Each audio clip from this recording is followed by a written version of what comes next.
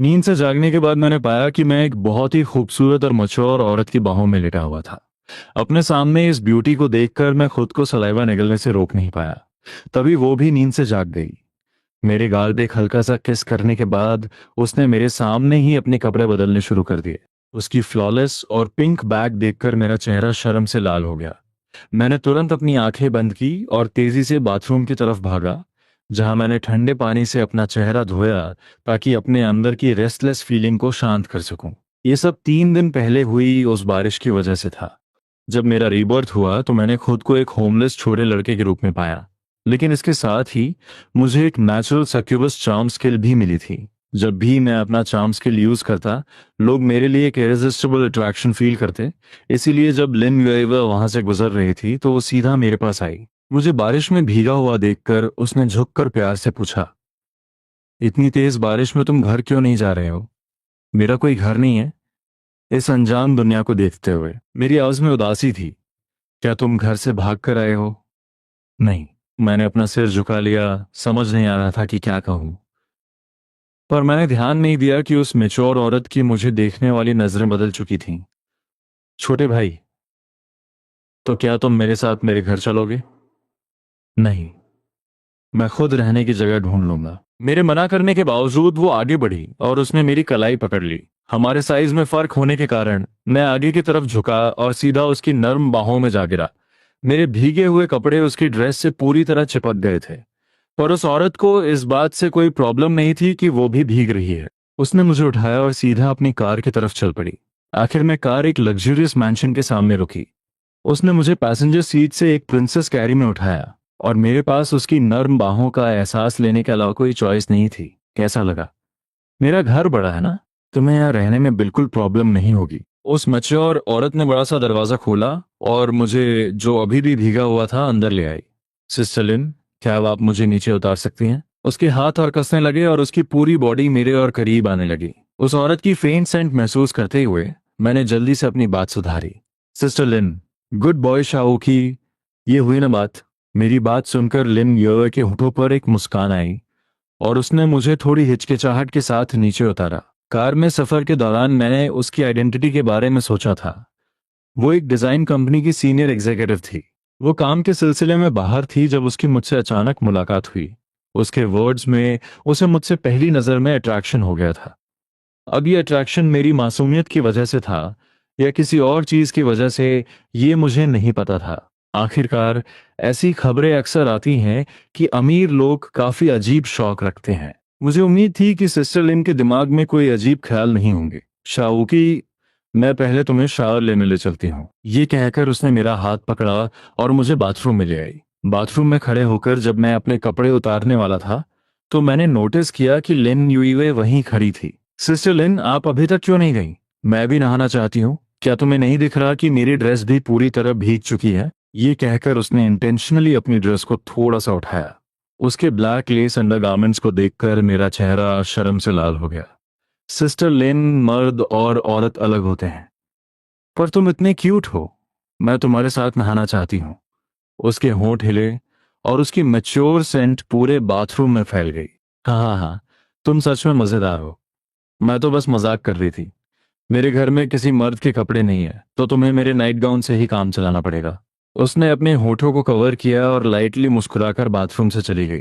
उसके जाने के बाद मैंने जल्दी से नहाना शुरू किया। नहाने के बाद मैंने दरवाजा खोला और कपड़े अंदर ले आया। पिंक बेयर वाला नाइट गाउन पहनकर मुझे काफी अजीब लग रहा था, जिसे मैं शब्दों में बयां नहीं कर सकता। शावुची, क्या तुम रेडी हो? तभी बाथरूम के बाहर से लिन यूए की आवाज आई। सिस्टर लिन, थोड़ी देर रुकिए, मैं अभी तक रेडी नहीं हूं। मैंने जल्दी से जवाब दिया, पर तभी डोर हैंडल घूमा और लिन यूए की फिगर मेरे सामने आ गई। तुमने तो पहले ही पहन लिया है, झूठ बोलते हो। लिन यूए थोड़ी झूठी नाराजगी के साथ कहा। एक मैच्योर औरत का इस तरह से प्लेफुल होना किसी भी एडल्ट मर्द के लिए बहुत अट्रैक्टिव होता है, और मैं भी इससे बच नहीं सका। मैंने अपना सिर झुका लिया, उसकी आंखों में देखने की हिम्मत नहीं हुई। गिल्टी फील कर रहे हो? तो क्या तुम सजा के लिए तैयार हो? सिस्टर लिन, मुझे माफ कर दीजिए। नॉटी बॉय, अपनी आंखें बंद करो। उसकी सांसों की गर्माहट मेरे कानों पर महसूस हो रही थी। इस टॉपिक को जल्दी खत्म करने के लिए मैंने अपनी आंखें बंद कर लीं। सच में एक गुड बॉय। अगले ही सेकंड एक सॉफ्ट चू की आवाज आई। सिस्टर लिन, आप। मैं इतना हैरान था कि मेरे पास बोलने के लिए शब्द नहीं थे। हालांकि हम पहली बार मिले थे, पर हमारी इंटीमेसी कुछ ज्यादा ही जल्दी बढ़ रही थी।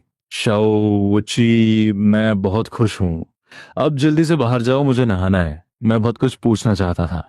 इतने बड़े मैंशन में क्या दूसरा बाथरूम नहीं था? उसकी हाई स्पिरिट्स देखकर मुझे लगा अगर मैंने कुछ पूछा तो शायद कुछ अजीब हो जाएगा। तो सिस्टर लिन, मैं अपने गंदे कपड़े बाहर ले जाता हूँ। नहीं, उन्हें यहीं रहने दो, मैं बाद में उन्हें धो दूंगी। लिन युएवे ने पास रखी वॉशिंग मशीन की तरफ इशारा किया।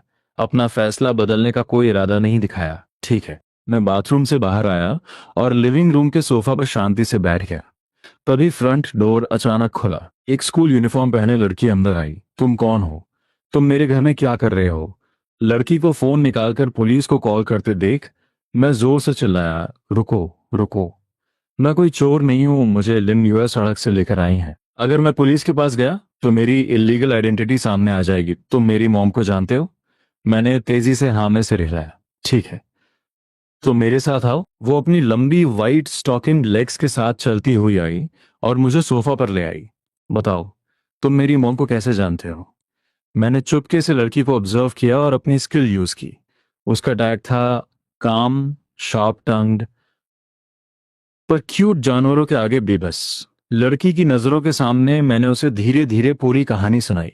मेरी कहानी सुनने के बाद लिन योन ने थोड़ी सी फ्राउन की, मुझे डाउटफुल नजरों से देखती रही और कुछ नहीं बोली। अगर तुम्हें अभी भी यकीन नहीं है तो तुम अपनी मॉम के बाथरूम से आने का वेट कर सकती हो। जरूरत नहीं है, क्योंकि मेरी मॉम ने ऐसा किया है तो ठीक है। और मुझे ये बताओ, तुमने इस तरह के कपड़े क्यों पहने हुए हैं? शुरू में तो मुझे लगा तुम कोई अजीब इंसान हो जिसे क्रॉस ड्रेसिंग पसंद है। ओह माय गॉड, अब मुझे समझ आया कि उसके शार्प टन का क्या मतलब था। मेरे कपड़े बारिश में भीग गए थे, तो सिस्टर लिन ने मुझे ये नाइट गाउन पहनने को दिया। दोबारा अपनी मॉम का नाम सुनकर लिन यूर अचानक मेरी तरफ झुकी। तुम क्या कर रही हो? लिन यूर ने मेरी घबराहट को कंप्लीटली इग्नोर किया। उसकी शार्प नाक मेरे आसपास सूंघने लगी। बिल्कुल ठीक। उसकी आंखों में एक चमक आई। उसे पहले से लग रहा था कि इस लड़के की सेंट उसे अट्रैक्ट कर रही थी। मुझे नहीं पता था कि उसके दिमाग में क्या चल रहा है उस वक्त। मैं बस पीछे हटना चाहता था। क्या ठीक है? पर इससे पहले कि मैं पीछे हट पाता, मेरा बैलेंस बिगड़ा और मैं सोफा पर गिर गया। अचानक एक जोड़ी कोमल हाथों ने मेरा सिर दोनों तरफ से पकड़ लिया। फिर लिन योर डायरेक्टली मेरे सीने पर बैठ गई। वो मुझे ऊपर से घूरते हुए देख रही थी। तुमने किसका नाइट गाउन पहना है? मुझे नहीं पता। क्या तुम गिल्टी फील कर रहे हो? नहीं, मैं गिल्टी फील नहीं कर रहा, बस थोड़ा ऑकवर्ड लग रहा है। ये छोटी सी कॉन्वर्जेशन मुझे एक सदी जैसी लंबी लगी। तो क्या तुम चाहते हो कि मैं तुम्हें छोड़ दूं? लिन यूअर अभी भी मुझ पर दबाव डाल रही थी। हालांकि उसकी चेस्ट उसकी मॉम की कंपैरिजन में बिल्कुल फ्लैट थी। हाँ, मैं यही चाहता था कि लिन यूअर जल्दी से मेरे ऊपर से हट जाए। तो मुझे सिस्टर कहो और मैं तुम्हें छोड़ दूंगी। ये थोड़ा अजीब होगा ना, मैं उसकी मॉम को सिस्टर कहता हूँ और अब उसे भी सिस्टर कहो। ये सब कितना मैसी है। जल्दी कहो, जल्दी। मेरे और मेरी मॉम के बीच रिलेशन हमारी अपनी बात है। लिन्योर ने मुझे सोचने का कोई मौका नहीं दिया और डोमिनेंटली मेरे ऊपर बैठी रही। माँ और बेटी की पर्सनालिटी बिल्कुल एक जैसी थी। Sister Yuer. जैसे ही मैंने ये कहा, लिन यूआर के होठों पर एक मुस्कान आ गई। जब से वो अंदर आई थी मैंने उसे पहली बार मुस्कुराते हुए देखा था। तुम दोनों क्या कर रहे हो? लिन यूए बाथरूम से बाहर आई तो उसने देखा कि उसकी बेटी एक लड़के के साथ ऐसी अजीब पोजीशन में है। इससे उसके अंदर अचानक एक अनकंफर्टेबल सी फीलिंग आई। मॉम। लिन यूअर ने ऊपर देखकर कैजुअली उन्हें ग्रीट किया और मेरे ऊपर दबाव बनाए रखी। लिन यूअर के आने से भी वो नहीं रुकी। यूअर, जल्दी से उठो, वूकी को ऑकवर्ड फील हो रहा होगा। मॉम, क्या आप चाहती हैं कि मैं वूकी को छोड़ दूं? इस तरह से तुम उसे डरा दोगी। माँ बेटी का आपस में बात करने का तरीका मुझे जो उनके नीचे दबा हुआ था बहुत अजीब लग रहा था। ठीक है। दूसरी तरफ टर्न करके लिन यूर की मुझे देखने वाली नजरें फिर से काम हो गई थीं। यूर, तुम वुकी में इतनी इंटरेस्टेड क्यों हो? एक माँ के रूप में वो अपनी बेटी की पर्सनालिटी जानती थी। वो नॉर्मली काफी कोल्ड और डिटैच थी। बहुत कम ही स्ट्रेंजर्स से मिलती थी।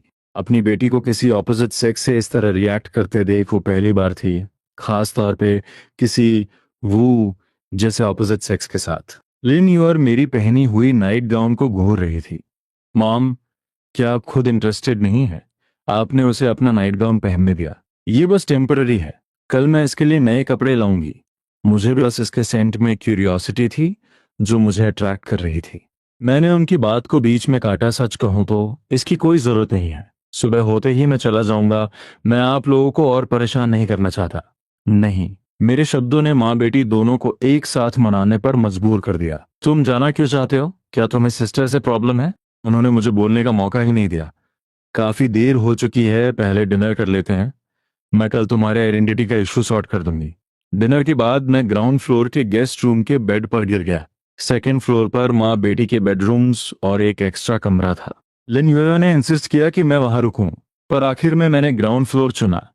अनजान सीलिंग को देखते हुए मैं एहसास किए बिना ना रह सका। आज का दिन सच में किसी सपने जैसा था। फिर एक डीप थकान ने मेरे पूरे शरीर को घेर लिया। मैं लाइट ऑफ करने से पहले ही गहरी नींद में सो गया। ये क्यूट है, बिल्कुल एक छोटे पपी जैसा। मुझे नहीं पता मैं कितनी देर सोया था, पर मुझे एक हल्की आवाज सुनाई दी और मुझे लगा कि कोई मेरे लोअर बॉडी को टच कर रहा है। मैं स्ट्रगल करना चाहता था पर रुक नहीं पाया। ये टच काफी देर तक चलता रहा, यहां तक कि मुझे याद ही नहीं रहा कि ये कब रुका। मुझे लगा कि शायद नाइटमेयर खत्म हो गया, पर कुछ देर बाद अचानक नीचे फिर से कुछ फील हुआ। मुझे लगा ये बस एक सपना है, पर तब मैंने देखा कि मेरी पैंट्स आधी खुली हुई थी। क्या कल रात को जो हुआ वो सब कोई सपना नहीं था? मैंने परेशान होकर अपना सिर खुजाया, ये फैसला करते हुए कि अगली बार मैं रूम को लॉक करके ही सोऊंगा। जब लड़के घर से दूर हों तो उन्हें अपना ध्यान जरूर रखना चाहिए। तैयार होने के बाद जब मैं लिविंग रूम में पहुंचा तो वहां सिर्फ लिन यूअर थी। Good morning sister your. मैंने उसे विश किया और उसके ठीक सामने बैठने जा रहा था, पर आगे बढ़ने से पहले ही उसने मेरी रिस्ट पकड़ ली। उसने मुझे अपने बगल वाली सीट पर पॉइंट किया, यहाँ बैठो। ओके। हमारे रीसेंट इंटरेक्शन से मुझे समझ आया कि ये रिक्वेस्ट नहीं, एक ऑर्डर था जिसे मुझे मानना ही था। लिटिल ब्रदर, आओ अपना मुंह खोलो। लिन यूर ने ब्रेकफास्ट उठाया और मेरी तरफ बढ़ाया। सिस्टर यूर, ये क्या कर रहे हो? मुझे फीड करना। मुझे लगा शायद मैंने गलत सुना हो। आओ मुंह खोलो। मेरे मुंह के सामने झूल रहा खाना देखकर मुझे लगा अगर मैंने इसे लेने से मना किया तो शायद ये हटाया नहीं जाएगा। मैंने अपना मुंह खोला, पर सॉसेज वैसा नहीं था जैसा मैंने सोचा था। उसने बस इसे मेरे होंठों पर हल्के से टच किया। मैं कंफ्यूज था और ऊपर देखा। Sister your. थोड़ा और ऊपर देखने पर सॉसेज थोड़ी और ऊंची थी। मुझे उस पर गुस्सा निकालने का मन कर रहा था। क्या वो सीरियसली मुझे कुत्ते की तरह ट्रीट कर रही थी? ऊपर देखो। इस बार लिन यूअर ने मुझे और परेशान नहीं किया। बिल्कुल सही सोचा। मेरे लिटिल ब्रदर वाकई कुत्तों जैसे प्यारे हैं। लिन यूअर की आंखों में एक्साइटमेंट चमक रही थी। उसकी आंखों में देखते हुए मैंने फटाफट निवाला लिया और बोला, सिस्टर यूअर, मेरा खाना हो गया। मैंने जल्दी से कुर्सी से उठने की कोशिश की, पर एक कदम बढ़ाते ही उसने मुझे रोक लिया। लिटिल ब्रदर, तुम कहाँ जा रहे हो? मैं अपने कमरे में वापस जाना चाहता हूँ। मुझे एहसास था कि अभी मैं उसके लिए बहुत अपीलिंग बन गया हूँ। ये ऐसे नहीं चल सकता था। ये कपड़े अपने कमरे में ले जाओ और इन्हें पहनो। लिनियर ने मुझे एक तैयार सूट दिया। इन पहनने के बाद मेरे साथ निकलो। यांगचेन यूनिवर्सिटी में जाते हुए लिन यूअर ने पैसेंजर सीट पर मुझसे बात की। लिटिल ब्रदर, जब तुम कार से उतरोगे तो मेरे साथ ही चलना। किसी लड़की की बात मत सुनना, स्पेशली अगर वो सुंदर हो तो बिल्कुल भी मत सुनना। लिन यूअर जानती थी कि मेरा चार्म स्किल किस लड़की को अपनी तरफ खींच सकता है, इसलिए वो सबको इग्नोर करने का कह रही थी। और बात वही हुई। जब मैं कार से उतरा और उन फीमेल स्टूडेंट्स के बीच गया, मेरा चार्म स्किल इंस्टेंटली उनकी नजर मेरी तरफ खींचे जा रहा था। ये हैंडसम लड़का किसका है? अगर मुझे इसे 3 साल तक भी करना पड़े तो भी नुकसान नहीं। छोटे भाई, क्या मैं तुम्हें छू सकती हूँ? अगर मेरे बगल में इस लड़की का प्रोटेक्शन नहीं होता तो शायद मैं वहां के स्टूडेंट से बच ना पाता। चलो तेजी से चलते हैं। लिन यूअर ने मेरा हाथ मजबूती से पकड़ा और हम टीचिंग बिल्डिंग की तरफ बढ़ने लगे। लिन यूअर के मुताबिक ये सफर उसकी एक फ्रेंड से मिलने के लिए था। स्टूडियो के अंदर जाते हुए मैंने लिन यूअर के पीछे देखा और एक डबल पोनीटेल्स वाली सुंदर लड़की को कॉर्नर में बैठे हुए ड्राइंग करते पाया, लेकिन वो थोड़ी एब्सेंट माइंडेड लग रही थी। उसके चेहरे पर कोई इमोशन नहीं था और वो शांति से अपने ड्राइंग बोर्ड पर काम कर रही थी। आसपास की हरकतें उस पर बिल्कुल भी असर नहीं डाल रही थीं। मैं लिन योर के साथ वहां गया। उसके ड्राइंग बोर्ड पर काम देखकर मैं खुद ही तारीफें करने लगा। जैकी, क्या तुमने ड्राइंग खत्म कर ली? योर ने पूछा। लड़की ने धीरे से टर्न किया और उसकी खूबसूरत चेहरे पर अभी भी कोई एक्सप्रेशन नहीं था और उसकी आवाज में भी कोई इमोशन नहीं था। अगर खत्म हो गया हो तो अपना सामान पैक करो और तैयार हो जाओ। लड़की ने अपना सिर थोड़ा सा टिल्ट किया और कंफ्यूजन में पूछा, हम कहाँ जा रहे हैं? हम तुम्हें कुछ रोजमर्रा की जरूरतें खरीदने ले जाएंगे। क्या हमने पहले डिसाइड नहीं किया था? ओह, मैं भूल गई। उन दोनों के बीच का कॉन्वर्जेशन थोड़ा अजीब था। मुझे ऐसा लगा कि वो लोग किसी दूसरे वेवलेंथ पर बात कर रही थी। तभी उस लड़की ने अचानक मुझे घूरना शुरू किया। लिन योर ने ये देखा और मेरे सामने थोड़ी शील्ड बनकर खड़ी हो गई। ताकि लू जाकी की घूर अजीब ना लगे, उसने समझाते हुए कहा, ये मेरी दोस्त लू जाकी है। वो एक इंटरनेशनल स्टूडेंट है और इसे आम बातों की ज्यादा समझ नहीं है। इससे घबराना मत। मुझे क्यूरियोसिटी थी कि लू जियाकी के लेबल क्या थे, इसलिए मैंने अपनी स्किल ट्रिगर की। Queueless, dependent, loves cute animals. Queueless का लेबल देखकर मुझे समझ आया कि वो क्यों थोड़ी डिटैच्ड लग रही थी। डिपेंडेंट लेबल का मतलब हो सकता था कि उसका नेचर थोड़ा डिमांडिंग था और इसे किसी केयर करने वाले की जरूरत थी। और आखिर में क्यूट एनिमल से प्यार वाली बात, ये मुझे कुछ अनईजी फील करा रही थी। इसके बारे में और सोचने से पहले लू जाकी अचानक बोल पड़ी, यूर, ये कौन है? इसका नाम वुकी है, मेरा छोटा भाई। मैं फॉरवर्ड स्टेप करके बोला, क्योंकि तुम लिन योर की फ्रेंड हो मैं तुम्हें सिस्टर कह सकता हूँ। हेलो सिस्टर जाकी। वुकी, मुझे तुम पसंद हो। मैं कंप्लीटली शॉक्ड रह गया। लिन योर के एक्सप्रेशंस कॉम्प्लेक्स हो गए थे। एक उसकी फ्रेंड थी और दूसरी मैं। और ये पहली बार था जब लिन यूअर ने लू जियाकी को इतनी एक्टिव देखा था। जब वो दोनों शॉक में थीं, लू जियाकी वापस अपने ड्राइंग बोर्ड पर गई और तेजी से एक ह्यूमन फिगर स्केच किया। ये एक क्लियर लड़के का स्केच था जिसे एक लड़की ने बहुत कैजुअली पकड़ा था। मैं उसे ध्यान से देखता रहा और ड्राइंग में वो लड़का मेरी तरह था। पेन डाउन करने के बाद लू जैकी ने केयरफुली वो पेपर लिया और इसे मुझे ऑफर किया। ये उसकी ड्राइंग लेने के लिए मैं थोड़ा नर्वस था। लिनियोर अभी भी वहां खड़ी थी और मुझे समझ नहीं आया कि मुझे एक्सेप्ट करना चाहिए या नहीं। ये तो साफ तौर पे एक ट्रैप क्वेश्चन था। क्यों? तुमने इसे क्यों दिया? ये तुम्हारे लिए प्रेजेंट है। मांगा में हमेशा ऐसे ही दिखाते हैं। मांगा। उसने अचानक मेरी सोच की धज्जियां उड़ा दी। पहले गिफ्ट था और अब मांगा आ गया। मांगा में जो लड़का और लड़की पहली बार मिलते हैं वो अक्सर एक दूसरे को गिफ्ट्स देते हैं। लू जियाकी ने अपना सिर थोड़ा सा टेढ़ा कर सीरियसनेस से समझाया। इस पॉइंट पर लिन योर ने बीच में कहा, लिटिल ब्रदर, ज्यादा सोचो मत। ये बस मांगा मूवीज और शोज के इन्फ्लुएंस में है। इसकी आर्टिस्टिक टैलेंट लाजवाब है और ये एक मांगा आर्टिस्ट बनना चाहती है। उसने आगे बढ़कर लू जैकी का गिफ्ट पकड़ा और बोली, चूंकि तुम ये गिफ्ट मेरे लिटिल ब्रदर को दे रही हो, मैं इसे उसकी तरफ से सेफ रखती हूँ। उसने स्केच पेपर उठाया और इसे साइड में रखा। उसने मुझे इसे देने का कोई चांस नहीं दिया। लू जैकी ने बस हाँ कहा। एक नेचुरल क्लूलेस लॉली के हिसाब से ये एक सीन था जो उसने एज्यूम किया। आर्ट रूम से बाहर आने के बाद लू जाकी फिर से शांत हो गई, किसी टिमिड हैमस्टर की तरह थोड़ी हेजिटेंट होकर पीछे चल रही थी। लिन्यूर चाहती थी कि उसकी फ्रेंड उसके पास वापस आए, पर उसने हेजिटेट करके अपना सिर हिला दिया। उसके दिल में थोड़ी नाराजगी उठ रही थी। इसे लिटिल ब्रदर को बाहर नहीं निकालना चाहिए था। मैंने उसके चार्म को अंडर एस्टिमेट किया था। पार्किंग लॉट आने पर जाकी, फ्रंट में बैठ जाओ, लिन यूर ने बोला, कार डोर ओपन करके सीट बेल्ट बांधते हुए। उसकी योजना थी कि उसने मुझे पीछे बिठा दिया और मुझे दूसरी फीमेल इंटरेक्शन से बचाकर रखे। नहीं, लू जैची ने तुरंत न किया, जिससे लिन योर की परेशानी बढ़ गई। जैची, अच्छी लड़की बनो। लिन योर बहुत अच्छी तरह समझ रही थी कि उसकी फ्रेंड पीछे बैठना चाहती थी। डायरेक्टली मुझे एम कर रही थी। पीछे बैठना अच्छा है। पर लू जैची फिर से रिजेक्ट करती रही और मेरी तरफ अपना फोकस नहीं हटा रही थी। सिस्टर यूर, मुझे लगता है कि मैं सामने वाली सीट में बैठ जाऊं। मैं उसके इतने क्लियर फोकस के साथ पीछे नहीं बैठना चाहता था। Compare to her, passenger seat is lot safer. ये सुनकर लिन ईयर फाइनली मंजूर हुई। ये लिटिल ब्रदर कितना समझदार है। मेरे सामने बैठने के बाद लू जाकी ने फाइनली एक इमोशनली अलग चेहरा बनाया, जैसे किसी पसंदीदा पेट को खो देना। मेरी वजह से लिन यूर ने थोड़ी स्पीड बढ़ा ली, पर स्टेबल ड्राइविंग ने लू जियाकी को मौका दे दिया, जो पीछे बैठी थी। पहले वो पैसेंजर सीट की डायरेक्शन में हिली और फिर अपनी लीन बॉडी आगे की तरफ झुकाई और उसकी सॉफ्ट हैंड से मेरे फ्रंट सीट को कवर करने लगी। फिर उसने मेरी बाहों को पकड़ लिया और मैं उससे छुड़ाने की कोशिश करने लगा। छुड़ाने का कोई फायदा नहीं। उनकी पकड़ लोहे के बंदिश की तरह थी और मुझे टाइटली लॉक कर दिया था। तभी आवाजें हुई और लिन योर ने मुझे देखा।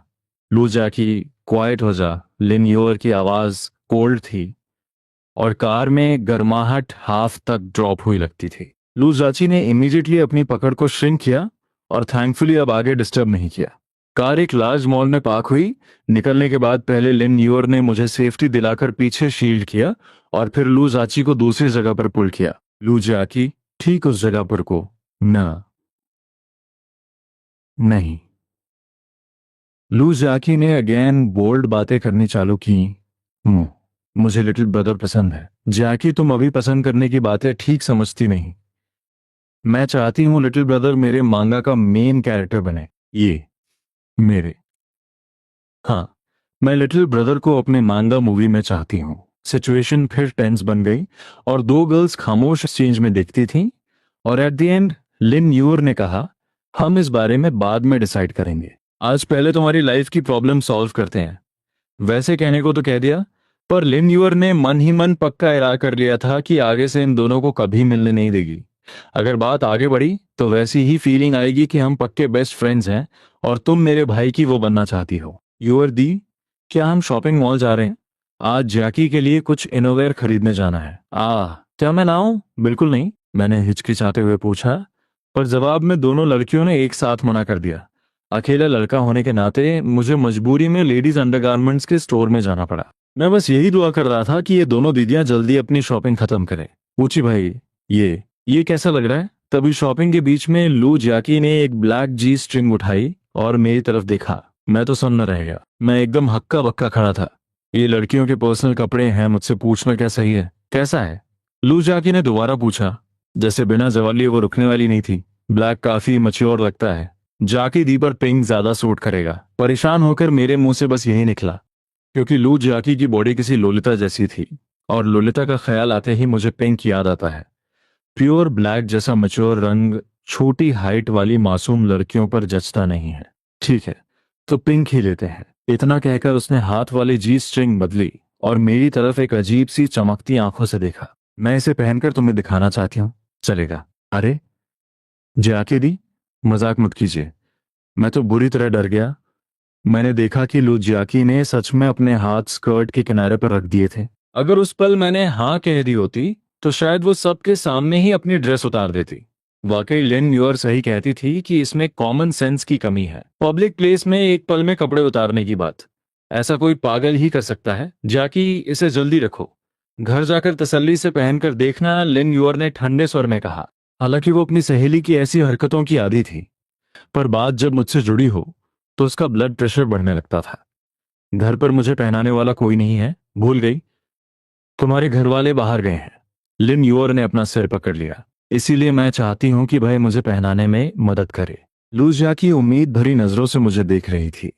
उसके घर वालों को वादा किया था कि एक हफ्ते उसका ख्याल रखेंगे, इसलिए आखिर में उसे घर ले जाना ही पड़ा। दोनों को ऊपर छोड़कर मैं बेदम होकर सोफा पर गिर पड़ा।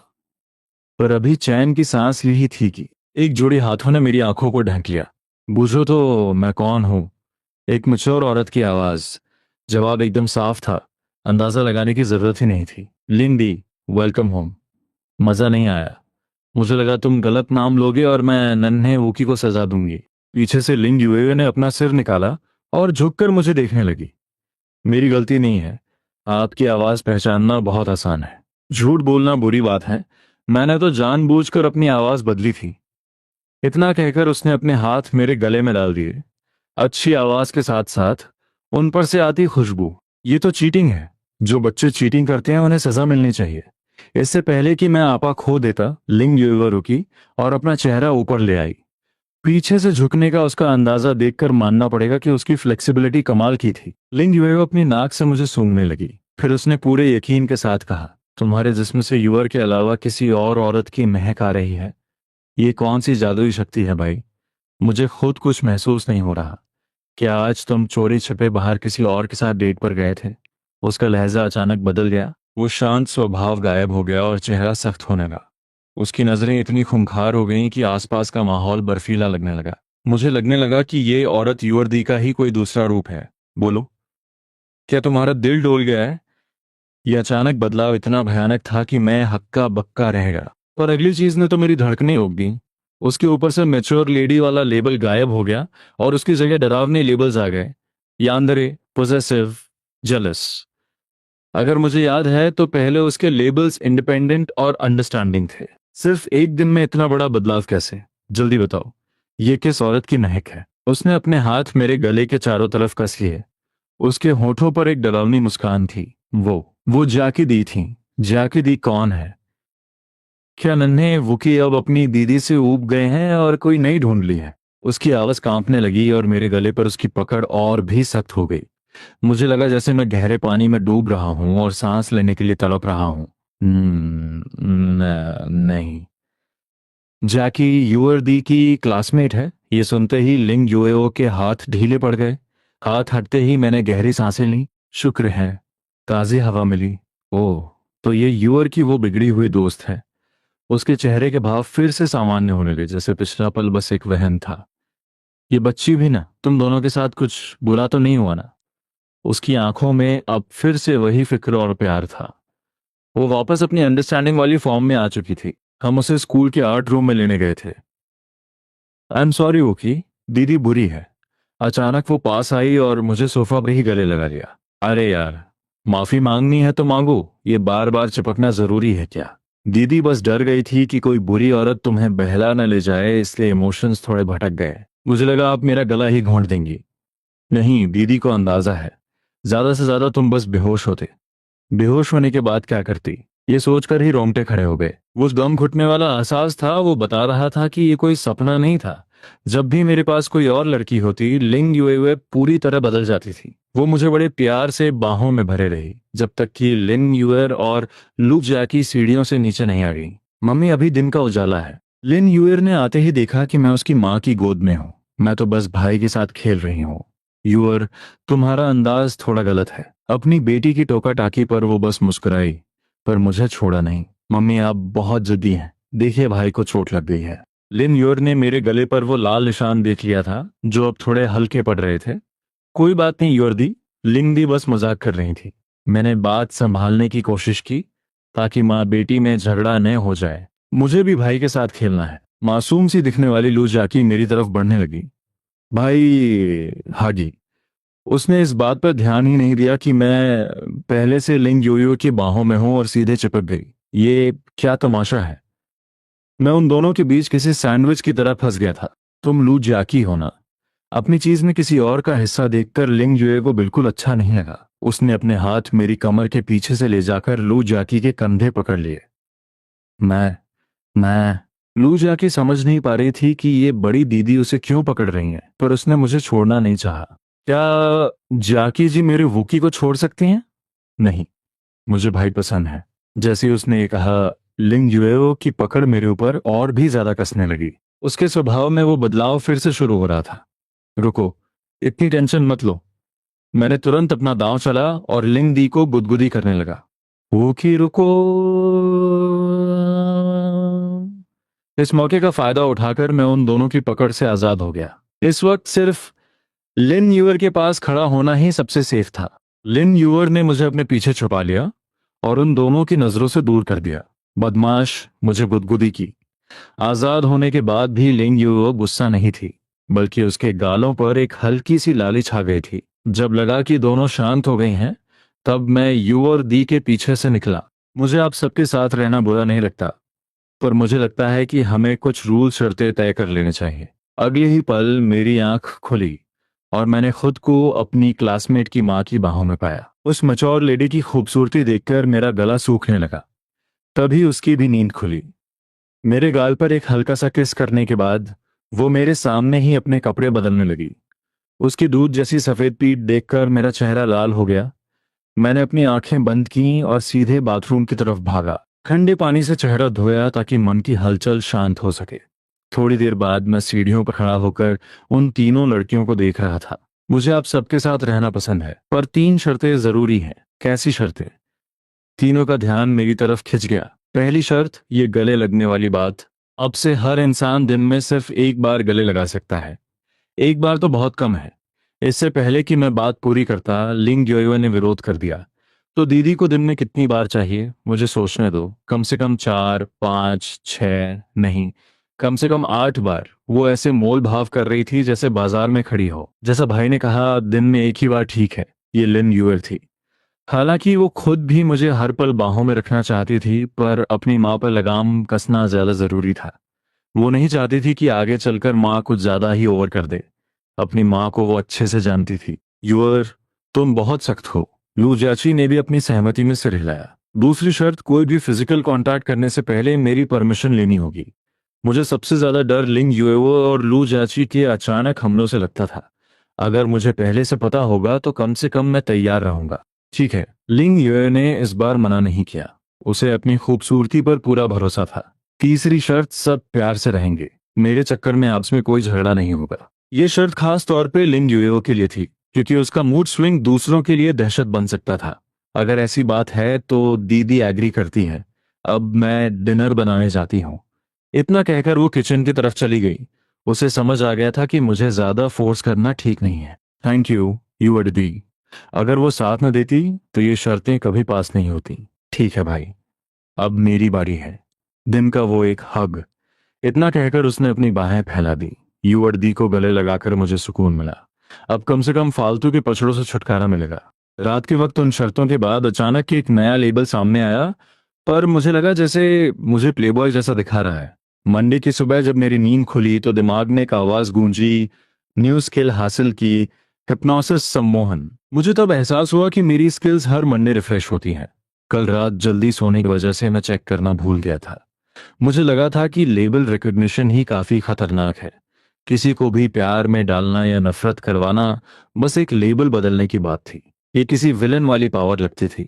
और इस बार तो कुछ और ही बवाल मिला। हिप्नोसिस। इसकी डिटेल पढ़कर पता चला कि मैं किसी भी होशमंद प्राणी को पूरी तरह अपना गुलाम बना सकता हूँ। मैंने मन ही मन चैन की सांस ली। ये पावर मेरे लिए एक ब्रह्मास्त्र साबित होगी। और इसकी रेंज कितनी है, इसका असर कब तक रहता है और खत्म होने के बाद क्या होता है, ये सब मुझे टेस्ट करना था। सुबह सुबह मैं बिना किसी को जगाए घर से निकल गया। ये एक हाई क्लास इलाका था। सड़क पर दूर दूर तक कोई इंसान नहीं दिख रहा था। अब मैं पेड़ पौधों पर तो ये आजमा नहीं सकता था। काफी देर तक कोई सब्जेक्ट नहीं मिला तो मैं वापस मुड़ने ही वाला था कि तभी एक बिल्ली के रोने की आवाज आई। मैंने ऊपर देखा तो एक बड़ी सी पर्शियन कैट थी। वो मुझ पर गुर्रा रही थी। अगर पहले की बात होती तो मैं कोई डंडा उठाकर उसे भगा देता, पर अब मैं कोई मामूली इंसान नहीं था। जब सब्जेक्ट ढूंढ रहा था तब कोई मिला नहीं। अब ये खुद चलकर आई है। हिप्नोसिस एक्टिवेट कहते ही वो बिल्ली बुद्ध बन गई। बैठ जाओ, मैंने हुक्म दिया। वो सच में बैठ गई, पर भागते भागते अचानक बैठने की वजह से उसे रगड़ लगी और वो म्यो म्यो करने लगी। इधर आओ, मैंने अगला ऑर्डर दिया। वो बिना किसी भावना के मेरी तरफ आई। हाथ मिलाओ। उसने बड़े प्यार से अपना पंजा आगे बढ़ा दिया। अगर कोई राहगीर देख लेता तो उसे लगता मैं कोई बड़ा एनिमल ट्रेनर हूँ। गुड डॉग, मतलब गुड कैट। उसके सिर पर हाथ फेरते हुए मुझे इस पावर की ताकत का एहसास हुआ। ये पूरी तरह से गुलामी थी। मैं अभी और एक्सपेरिमेंट करने ही वाला था कि दूर से एक सुरीली आवाज आई, लिली, तुम कहाँ हो।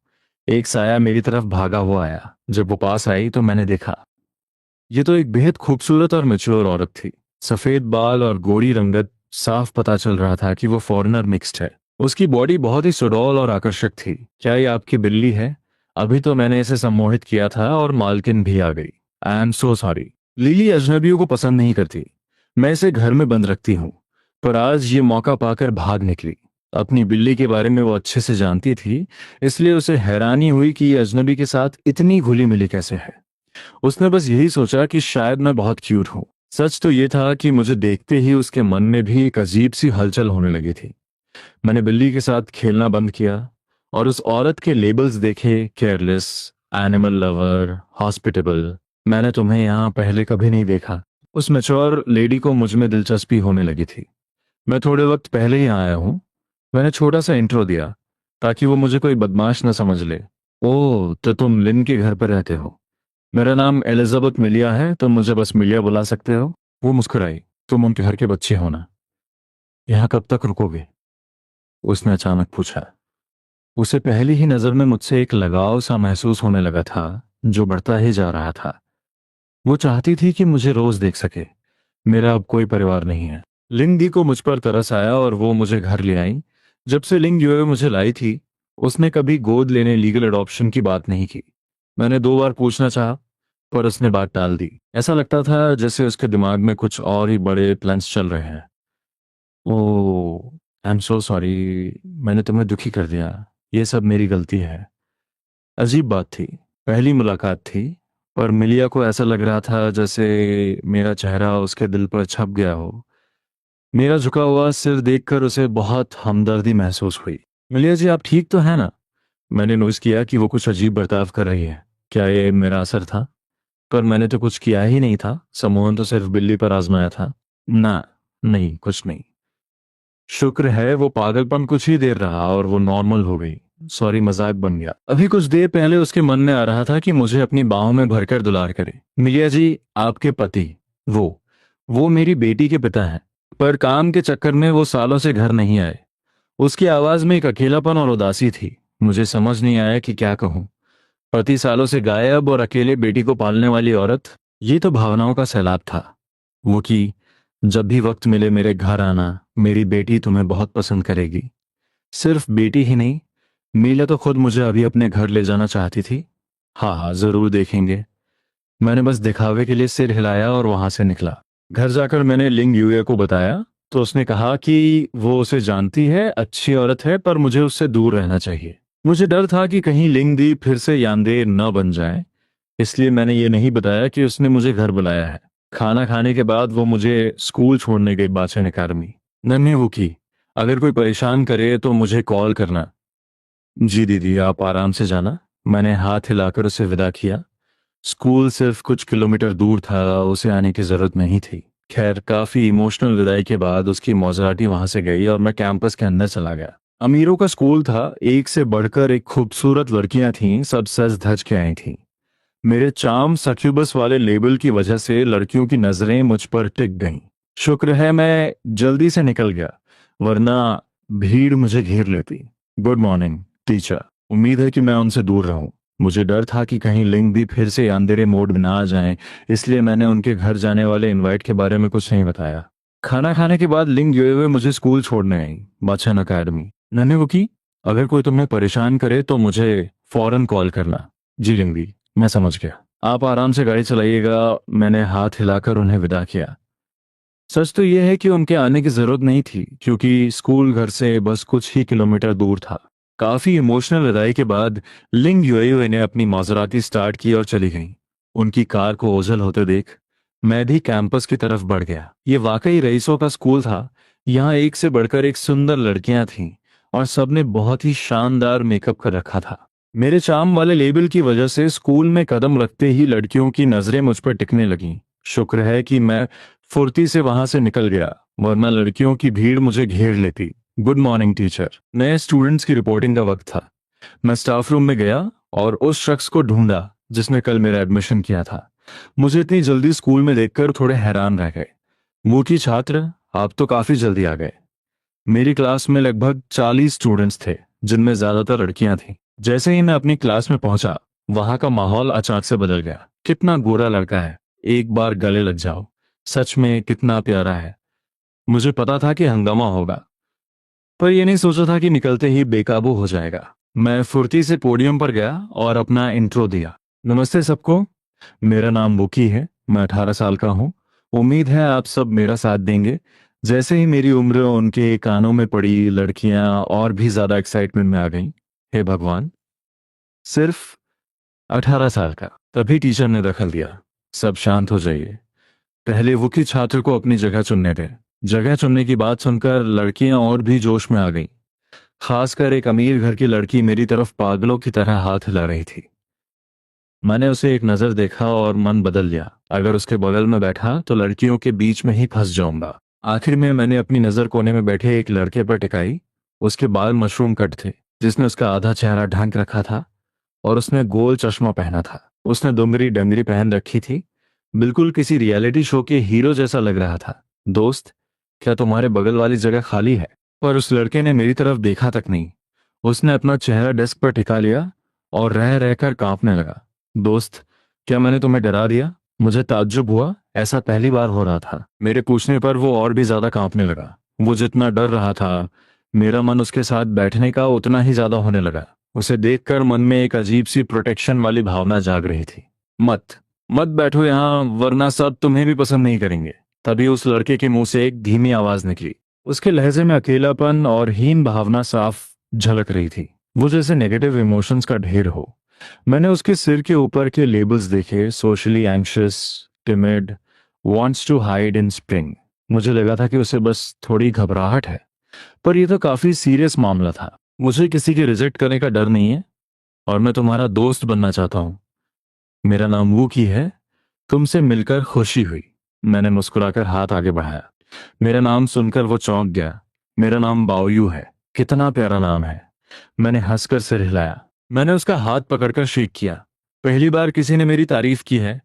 बाओयू ने फिर से सिर झुका लिया। उसके गाल लाल पड़ रहे थे। जैसे ही ब्रेक की घंटी बजी, बहुत सारी लड़कियां पास आ गईं। ऊकी छात्र, मैं भीड़ में से एक लड़की ने अपना इंट्रो दिया। मेरा नाम तू यान है, मैं सेक्शन 3 की बिग सिस्टर लीडर हूँ। तुम नए हो इसलिए शायद जानते नहीं, पर ये लड़का बाओयू पूरी क्लास का सबसे नापसंद इंसान है। ये बात पूरी क्लास में सुनी, पर बाओयू के लिए कोई नहीं बोला।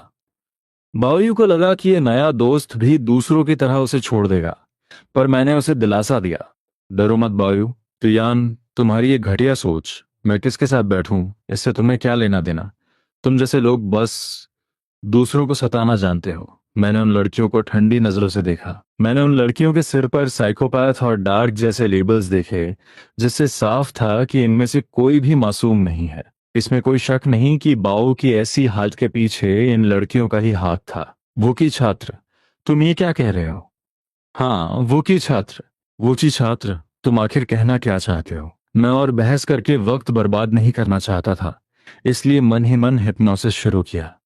सब के सब सीधे खड़े हो जाओ।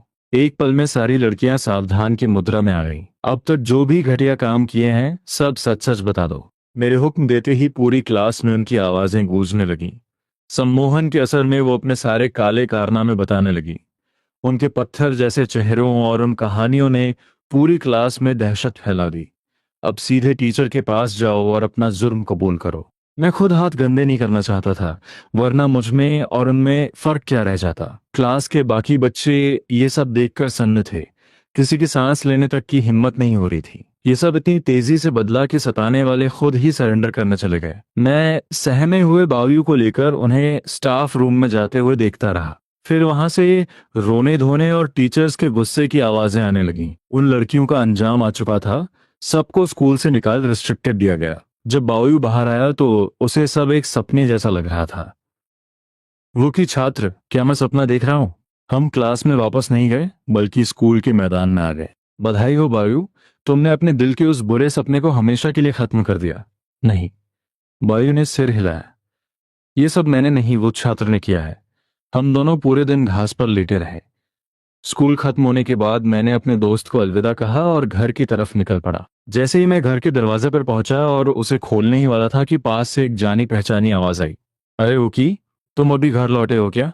ये वही यूअर जैसी पर थोड़ी मैच्योर आवाज थी। मिलिया दी, जिसे मैं सुबह मिला था। नमस्ते मिलिया दी।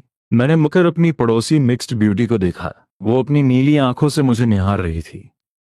नन्हे वुकी, क्या तुम मेरे घर आना चाहोगे? मिलिया ने मुस्कुराते हुए मुझे इनवाइट किया। ये शायद ठीक नहीं होगा, मैं हिचकिचाते हुए कहा। इसमें गलत क्या है? मेरी बेटी भी घर पे है, शायद तुम दोनों दोस्त बन जाओ। इतना कहकर उसने जबरदस्ती मेरा हाथ पकड़ा और मुझे अपने घर के अंदर ले गई। आंख खुली तो देखा कि मैं अपनी क्लासमेट की माँ की बाहों में हूँ। उस मैच्योर लेडी की खूबसूरती को करीब से देखकर मेरा गला सूखने लगा। वो उठी और मेरे सामने ही कपड़े बदलने लगी। मेरी क्लासमेट ये सब देखकर नाराज नहीं हुई, बल्कि वो चाहती थी कि हम तीनों साथ सोएं। आखिर मुझे बॉन्ड सक्यूबस की बॉडी जो मिली थी, जो भी औरत मुझे देखती वो मेरी दीवानी हो जाती। नन्हे उखी, मेरे घर में तुम्हारा स्वागत है। मिलिया दी, मुझे लगता है मुझे घर चलना चाहिए, वरना लिंग दी आ जाएंगी। अगर उन्हें पता चला कि मैं किसी और औरत के घर गया हूं तो वो मेरा क्या हाल करेंगी, मैं सोच भी नहीं सकता। क्या तुम डर रहे हो? मैं जितना जल्दी में था, वो मैच्योर लेडी मुझे उतना ही रोक रही थी। बिल्कुल नहीं। इसका मतलब तुम सच में डरे हुए हो? ऐसी बात भी नहीं है। तो फिर इतनी जल्दी क्या है? इतना कहकर वो मुझे घसीट कर अपने लिविंग रूम में ले गई। देखो मेरा घर कैसा लगा। उनका घर भी लिंगडे के घर जैसा ही था, क्योंकि लेआउट एक जैसा था। एक पल के लिए मुझे लगा कि मैं गलत दरवाजे से अंदर आ गया हूं।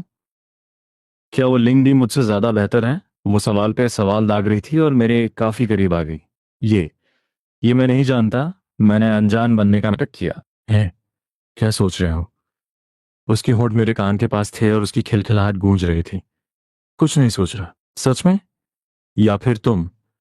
मिलियादी ने मुझे गौर से देखा और मुस्कुरा दी। दीदी, क्या आप मुझसे थोड़ा दूर हो सकती हैं? ये माहौल थोड़ा अजीब हो रहा है। मुझे लगा कि अगर मैंने दूरी नहीं बनाई तो मैं खुद पर कंट्रोल खो दूंगी। नहीं। उनके चेहरे पर एक शरारती मुस्कान थी और आंखों में चमक। मिलियादी, अगर किसी ने हमें गलत समझ लिया तो अच्छा नहीं होगा, मैंने खुद को संभालते हुए कहा। वो हंसी और मेरी बात को हवा में उड़ा दिया। वैसे भी मैं कुछ खास नहीं करने वाली। मैं तो बस तुम्हें फल खिलाना चाहती हूँ। फल खिलाने के लिए इस पोजीशन की क्या जरूरत है? साधारण तरीके से खिलाने की जरूरत नहीं है। पर जब मैं खुद खिलाना चाहती हूँ तो बात अलग है। आपका मतलब सच में फल ही है ना? बेशक। तुम्हारे दिमाग में और क्या चल रहा है?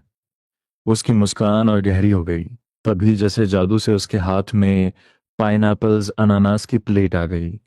फल देखकर मैंने चैन की सांस ली। चलो मुंह खोलो। मम्मी, मुझे भूख लगी है। जैसे ही मीडिया खिलाने के लिए झुकी, एक लड़की सीढ़ियों से नीचे आई। उसकी उम्र लिन यूअर जितनी ही थी। उस लड़की ने अपनी माँ जैसी खास खूबसूरती तो नहीं पाई थी, पर वो काफी प्यारी थी। मम्मी। वो सीढ़ियों पर खड़ी होकर अपनी नींद भरी आंखें मल रही थी। अब सुनते ही मैं सोफा पर ऐसे दुबक गया कि मेरी सांस तक नहीं सुनाई दे रही थी। मम्मी, आप वहां नीचे क्या कर रही हैं? लड़की को थोड़ा शक हुआ। मैं योगा कर रही हूँ। मम्मी का वजन थोड़ा बढ़ गया है ना, इसलिए फिगर मेंटेन करना चाहती हूँ। पापा तो घर पे है नहीं, तो आप ये सब किसके लिए कर रही हैं? लड़की ने अपने बाल संवारे और अपनी माँ को थोड़ा अजीब नजरों से देखा, शायद किसी और के लिए। मिलिया ने एक शरारती अंदाज में जवाब दिया। मम्मी, आप आज बहुत अजीब बातें कर रही हैं। लड़की को माहौल में कुछ गड़बड़ लगी और वो नीचे आने लगी। आज मम्मी को अपनी पसंदीदा चीज मिल गई है। आपकी पसंद तो हमेशा 3 मिनट में बदल जाती है, मुझे तो आदत हो गई है। लड़की ने चिढ़ते हुए अपनी माँ को टोका। इस बार ऐसा नहीं है। इस बार मम्मी दिल से पसंद करती है। वो मैच्योर लेडी मुस्कुराई। वो अपनी बेटी को जवाब दे रही थी, पर उसका असली निशाना सोफे के नीचे छुपा हुआ मैं था। ठीक है मम्मी, आप जल्दी से कुछ खाने को दे दो।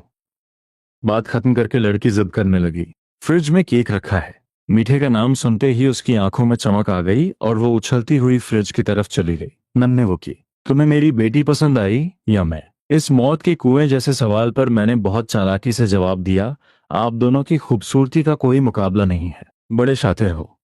मिलियरी ने आंख मारी, पर उनके चेहरे पर कोई गुस्सा नहीं था। मैंने भाई, अभी तुम तैयार नहीं हो। क्या सजा के लिए तैयार हो? जैसे ही वो मेरे पास आने लगी, मैं उनकी पकड़ से आजाद होकर भागा। अगली बार मैं नहीं आऊंगा। घर पहुंचकर भी मेरा दिल तेजी से धड़क रहा था। मिलियादी की हिम्मत तो देखो, अपनी बेटी के सामने ऐसी हरकत। और कमाल की बात यह है कि वो लड़की मेरे स्कूल में पढ़ती है। एक ही स्कूल में होने के नाते अगर हम मिले तो मैं उसे कैसे फेस करूंगा? भाई, इतनी देर क्यों हो गई? तभी पीछे से लेनियर की आवाज आई। वो कुछ काम था। तुम्हारे कपड़ों से खुशबू आ रही है। लगता है स्कूल में कोई नई दोस्त बनी है। लेनियर ने मुझे सूंघा और उसकी भौहें तन गई। लड़कियों का ये टैलेंट कितना डरावना है भाई। महक से ही पहचान लेती हैं कि किसी और औरत के पास थे। हाँ, एक क्लासमेट थी, मैंने झूठ बोलकर बात टाल दी। लिन यूएर को लगा कि वो महक किसी हमउम्र लड़की की है। अच्छा, मेरा भाई वाकई बहुत दयालु है। जब मैंने उसे बाओई वाली कहानी सुनाई तो वो काफी इमोशनल हो गई। उसे बाओई की हालत पर तरस आया और उसने मुझे और भी कसकर गले लगा लिया। वो लोग कितने जालिम हैं। काश बायू को तुम पहले मिल जाते। उसने अपना चेहरा मेरे गाल से टिका लिया। हालांकि लिन यूए का प्यार काफी संभाला हुआ था, उसमें वो पागलपन नहीं था। जब हम अलग हुए तो मुझे उस छोटी लोलिता का ख्याल आया। जाकी दी कहाँ है? जाकी ने खुद को कमरे में बंद कर रखा है, शायद अपनी नई पेंटिंग के बारे में सोच रही है। मैंने राहत की सांस ली। शुक्र है उस छोटी आफत से पीछा छूटा। तुम बैठो, मैं खाना लगाती हूँ। ठीक है योड़ दी।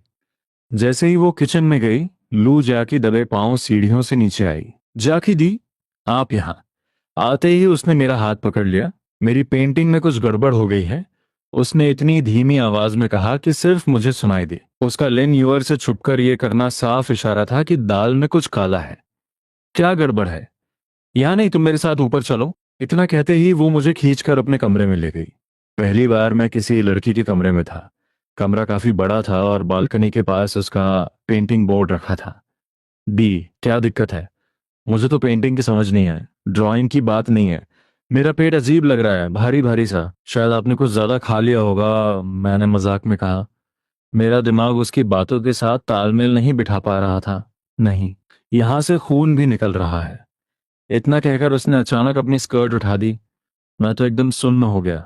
मैंने अपनी आंखें ऊपर की तरफ कर ली। दाई, ये आपको पीरियड मासिक धर्म आया है।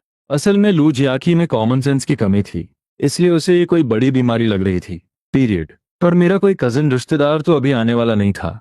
उसकी समझ वाकई दुनिया से अलग थी। वो वाले रिश्तेदार नहीं, ये औरतों के साथ हर महीने होता है। मुझे लगने लगा था कि अब मैं भी पागल हो जाऊंगा।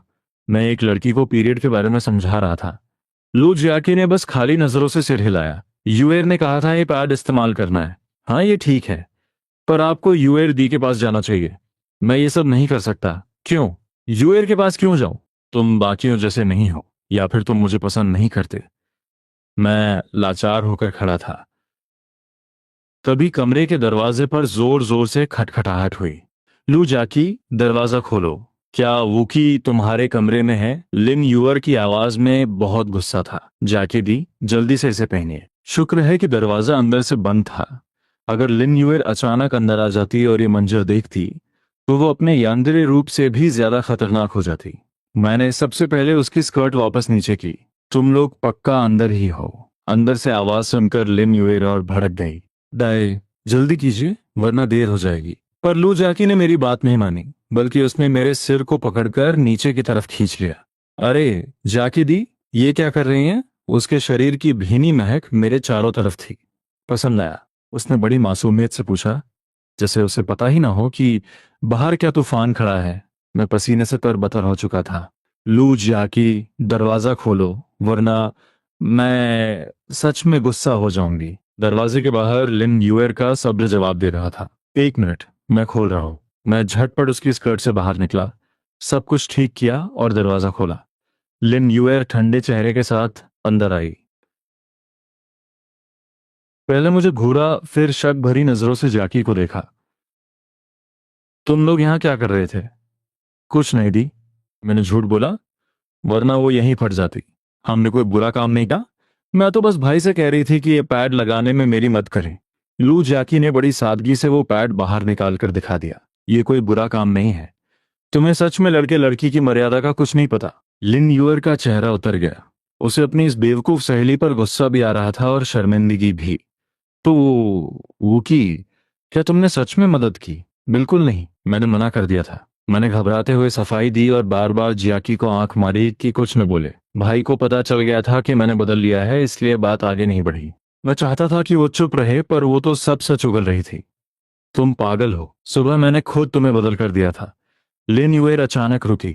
रुको, भाई को कैसे पता चला कि तुमने बदल लिया है? वो दाई ने खुद बताया था। आप गलत मत समझिए। उस वक्त मुझे सच में डर लग रहा था कि लिन यूएर अपना आपा खो देगी। मुझे लग रहा है तुम मुझसे कुछ छुपा रहे हो। बात को आगे बढ़ने से रोकने के लिए मैंने आगे बढ़कर उसका हाथ थाम लिया। यूअर दाई, वैसा कुछ नहीं है जैसा आप सोच रहे हैं। ठीक है, इस बार छोड़ रही हूँ। अगली बार कोई बुरा काम चोरी छिपे नहीं होना चाहिए। यूअर, तो बहुत कंजूस हो। इतना कहकर लू जैकी वापस अपनी पेंटिंग के पास चली गई। उसने अपना मिशन हग बाय क्लोज कांटेक्ट पूरा कर लिया था और मन ही मन खुश थी। चलो भाई, अब खाना खाते हैं। मानना पड़ेगा, लिन यूर के हाथ के खाने का स्वाद उसकी माँ जैसा ही लाजवाब था। आज सिर्फ हम तीन ही थे, क्योंकि लिंग डी ने कॉल किया था कि वो देर से आएंगी। खाना खाकर मैं सोने चला गया। जैसे ही मैं बिस्तर पर लेटने की तैयारी कर रहा था, दरवाजे पर दस्तक हुई। मैंने खोलकर देखा तो लिंग डी वहां खड़ी थी। उन्होंने गहरे लाल रंग की सिल्क नाइटी पहनी थी और उनके बाल खुले हुए थे, जो उन्हें और भी ज्यादा मैच्योर और अट्रैक्टिव बना रहे थे। लिंग डी, मैं बस सोने ही वाला था। तो क्या दीदी तुम्हारे साथ सो सकती है? उन्होंने बिस्तर पर बैठते हुए बड़ी नजाकत से पूछा।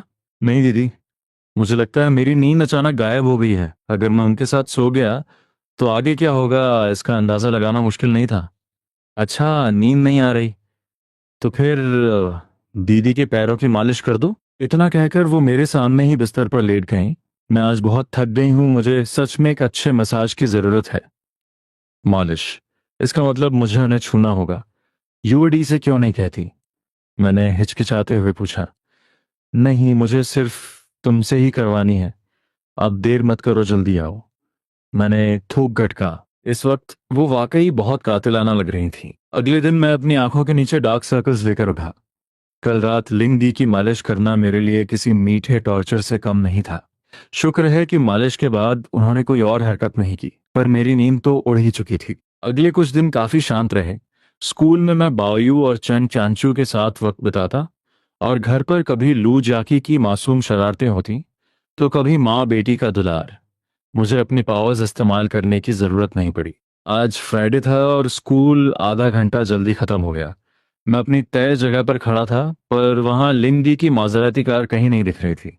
मेरे पास फोन भी नहीं था, क्योंकि लिंगदी का मानना था कि फोन होने से दूसरी बुरी औरतें मुझसे कांटेक्ट करने की कोशिश करेंगी। फोन न होने से मैं किसी से बात नहीं कर पा रहा था, पर इसका नुकसान ये था कि अब मैं फंस गया था। पैदल ही चलते हैं, मैंने सोचा। घर यहां से बस 3 किलोमीटर दूर था, यानी आधे घंटे का रास्ता। हफ्ते भर आने जाने की वजह से मुझे रास्ता याद हो गया था। मैं एक पतली गली से निकलकर रेड लाइट वाले चौराहे पर पहुंचा ही था कि एक जानी पहचानी शख्सियत से सामना हुआ। वो चंद परिवार की इकलौती वारिस चंद सीयू थी। मैंने उसके सिर पर लेबल्स देखे, rich Harris, highly guarded, loyalty Sikar. मैं उससे दूर रहना चाहता था क्योंकि हमारा कोई मेल नहीं था, पर उसने खुद बात शुरू की। नमस्ते ऊकी छात्र, क्या तुम्हें याद है? मुझे यकीन नहीं हुआ कि चैन सीयू मेरा नाम जानती है। आपको मेरा नाम कैसे पता? इससे पहले कि वो जवाब देती, वहां अचानक एक बिना नंबर प्लेट वाली वैन आकर रुकी। उसमें से 7-8 नकाबपोश गुंडे निकले और पलक झपकते ही हम दोनों को किडनैप करके ले गए। एक पुरानी खंडहर फैक्ट्री में मुझे और चैन सीयू को रस्सियों से कुर्सियों पर बांध दिया गया था। इतने बड़े खतरे के बावजूद चैन सीयू का चेहरा एकदम शांत था। क्या आपको डर नहीं लग रहा? मुझे इसकी आदत है। ऊंचे मुकाम पर होने के साथ ही खतरे भी आते हैं। वो शहर के सबसे बड़े खानदान से थी, इसलिए वो पत्थर की तरह सख्त और बेखौफ थी। वो की, तुम भी तो घबराए हुए नहीं लग रहे। क्योंकि मेरा और आपका मामला अलग है। मेरा कोई रईस बैकग्राउंड नहीं है। पर क्या तुमने गौर किया, इन लोगों ने अपने चेहरे नहीं छुपाए हैं। मुझे पिछली जिंदगी की खबरें याद आईं। आमतौर पर किडनैपर्स अपनी पहचान छुपाते हैं, सिवाय तब जब उनका इरादा सामने वाले को जान से मारने, एनकाउंटर बाय मर्डर का हो। वो नहीं चाहते कि कोई गवाह बचे। ये कोई मामूली किडनैपिंग नहीं थी। अगर ये सिर्फ पैसों के लिए होती, तो उसके परिवार के लिए कोई बड़ी बात नहीं थी। पर यहाँ इरादे कुछ और ही लग रहे थे। रसूख यहाँ काम नहीं आने वाला था। फिर भी चेन सियू बिल्कुल नहीं डरी, बल्कि वो मेरी तरफ देख रही थी, जैसे मेरे चेहरे पर खौफ तलाश रही हो। हालात वाकई बुरे हैं, पर आपकी सिक्योरिटी में इतनी बड़ी चूक कैसे हुई? वो की, तुम वाकई मेरी तरह ही हो, अपनी जान की परवाह न करने वाले। मैं कुछ कहना चाहता था, पर रुक गया। मैं देख सकता था कि उसे अपनी जान से कितना मोह कम था। शायद उसके अतीत की वजह से, पर मैं अपना हुक्म का इक्का भी नहीं दिखा सकता था। ये पावर्स एंड मौके पर ही इस्तेमाल करनी थी। मेरी सिक्योरिटी फेल क्यों हुई? साफ है, मुझे धोखा दिया गया है। ये गुंडे मेरे ही अपने बॉडीगार्ड्स हैं। चंजी, आपकी जिंदगी भी कितनी मुश्किल है।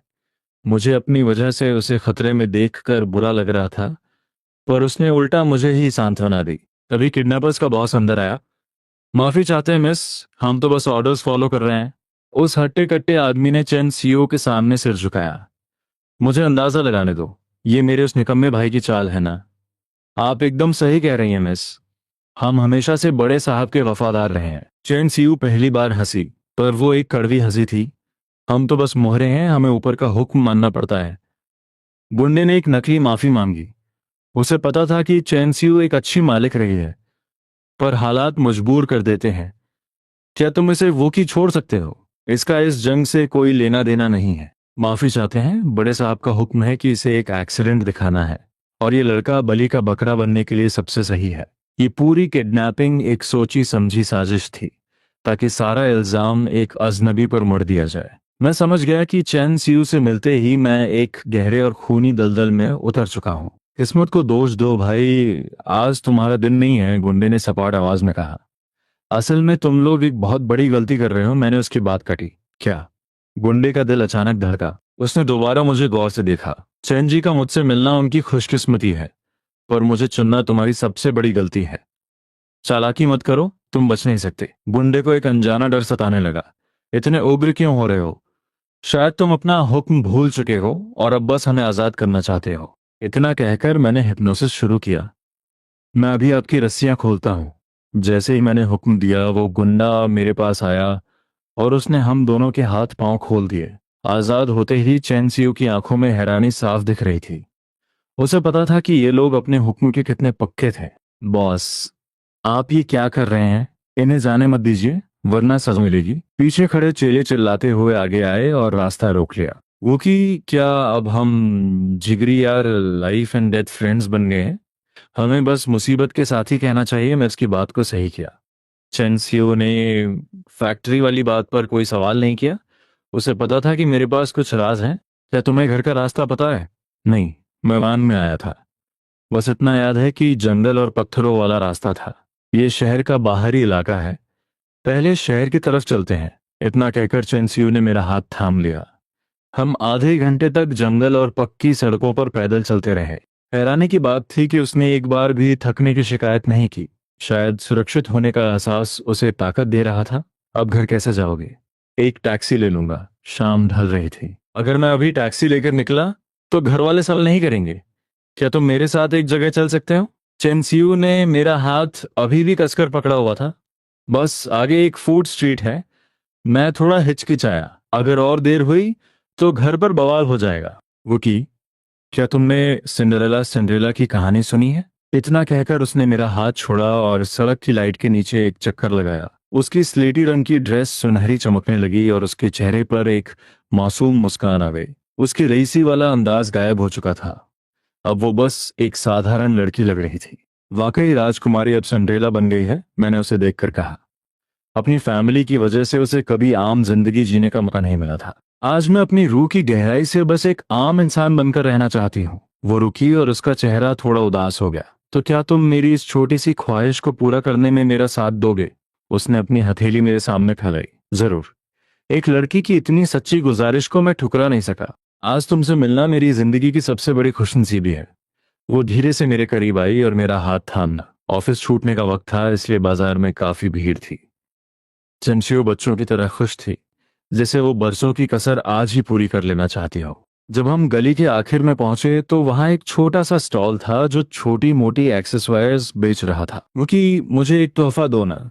उसकी आंखों की गहराई देखकर मैं मना नहीं कर पाया। ठीक है, ये वाला। उन रंग बिरंगी चीजों के बीच मुझे एक पिंक बो तितली वाला क्लिप पसंद आया। पैसे चुकाकर हम वहां से आगे बढ़े। वो कि इसे तुम ही मेरे बालों में लगा दो। आगे सड़क का एग्जिट था। चेंसियो अचानक रुकी और अपने लंबे बालों को ऊपर की तरफ समेटा।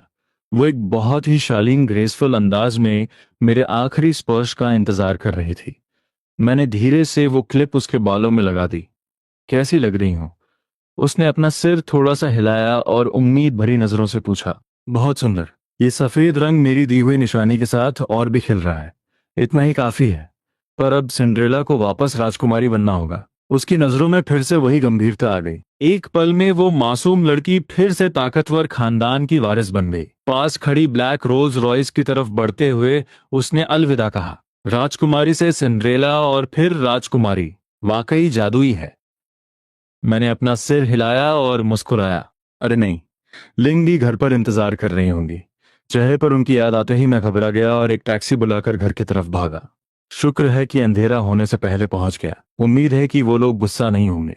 मैंने मन ही मन दुआ मांगी और घर के अंदर कदम रखा। पूरा हॉल रोशन था। सोफा पर तीनों लिंगदी, युवर्दी और जैकी एक साथ बैठी थी। वो आई। सबसे पहले लिंगदी ने टोका। उनका चेहरा जो हमेशा मुस्कुराता था अब बर्फ की तरह ठंडा था। लिंगदी इस वक्त किसी आइसबर्ग जैसी लग रही थी। सिर्फ लू जैकी ने अपना मुंह फुला रखा था, जो गुस्से से ज्यादा क्यूट लग रहा था। वो, आप लोग मेरा इंतजार मत कीजिए, मैंने बाहर खा लिया है। मैंने मेज पर रखे खाने को देखा। सब कुछ वैसा का वैसा रखा था और अब ठंडा पड़ चुका था। साफ था कि सब मेरा इंतजार कर रहे थे। दूसरी बातें बाद में, वो की पहले यहां आओ। लिंगदी की आवाज में वो गर्माहट नहीं थी, बल्कि एक भारीपन था। मुझे पता था कि अब माफी मांगना ही एकमात्र रास्ता है। लिंगदी, मुझसे गलती हो गई। बताओ, क्या गलती की है? युवर्दी ने अपने हाथ बांध रखे थे और वो अभी भी काफी सख्त दिख रही थी। मुझे बाहर नहीं रुकना चाहिए था और आप सबको इंतजार नहीं कराना चाहिए था। मैंने सिर झुका लिया और उनकी आंखों में देखने की हिम्मत नहीं थी। वैसे भी आज जो हुआ वो मैं सच सच नहीं बता सकता था, क्योंकि वो किसी भी पागलपन से कम नहीं था। तुम्हें अंदाजा भी है कि मैं कितनी परेशान थी। मेरी माफी सुनकर लिंगदाय का चेहरा थोड़ा नरम पड़ा। उनका गुस्सा अब फिक्र और ममता में बदल गया था। हमें इतना डराने के बाद क्या तुम्हें अपनी गलती का एहसास है? तभी यूएडाई ने बात काटी। हालांकि वो भी नाराज थी, पर उसकी आंखों में एक अजीब सी चमक थी। यूएडी, मुझे माफ कर दीजिए। अब से मैं हमेशा वक्त पे आऊंगा। और मेरा क्या? लू जियाकी ने भी मासूमियत से अपनी तरफ इशारा किया। जियाकी दी, आपको भी आगे से परेशान नहीं करूंगा। मेरा एटीट्यूड एकदम शरीफों वाला था। चलो, अगर तुम दिल से माफी मांग रहे हो तो ठीक है, पर हमें इतना परेशान करने की सजा तो मिलेगी ही। लिंगडी ने अचानक अपनी चाल बदली और उनके चेहरे पर एक शरारती मुस्कान आ गई। यूर, बताओ, जब तुम बचपन में देर से आती थी तो मैं क्या सजा देती थी?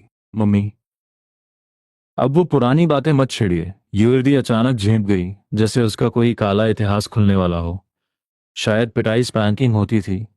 लिंगदी ने ऐसे नाटक किया जैसे उन्हें अभी याद आया हो। मम्मी, बस भी कीजिए। अपनी बेइज्जती होते देख युवती कहीं छुप जाना चाहती थी। लिंगदी, आप मजाक कर रहे हैं ना? मुझे ऐसी सजा नहीं चाहिए। बिल्कुल मजाक नहीं है। वो कि इधर आओ।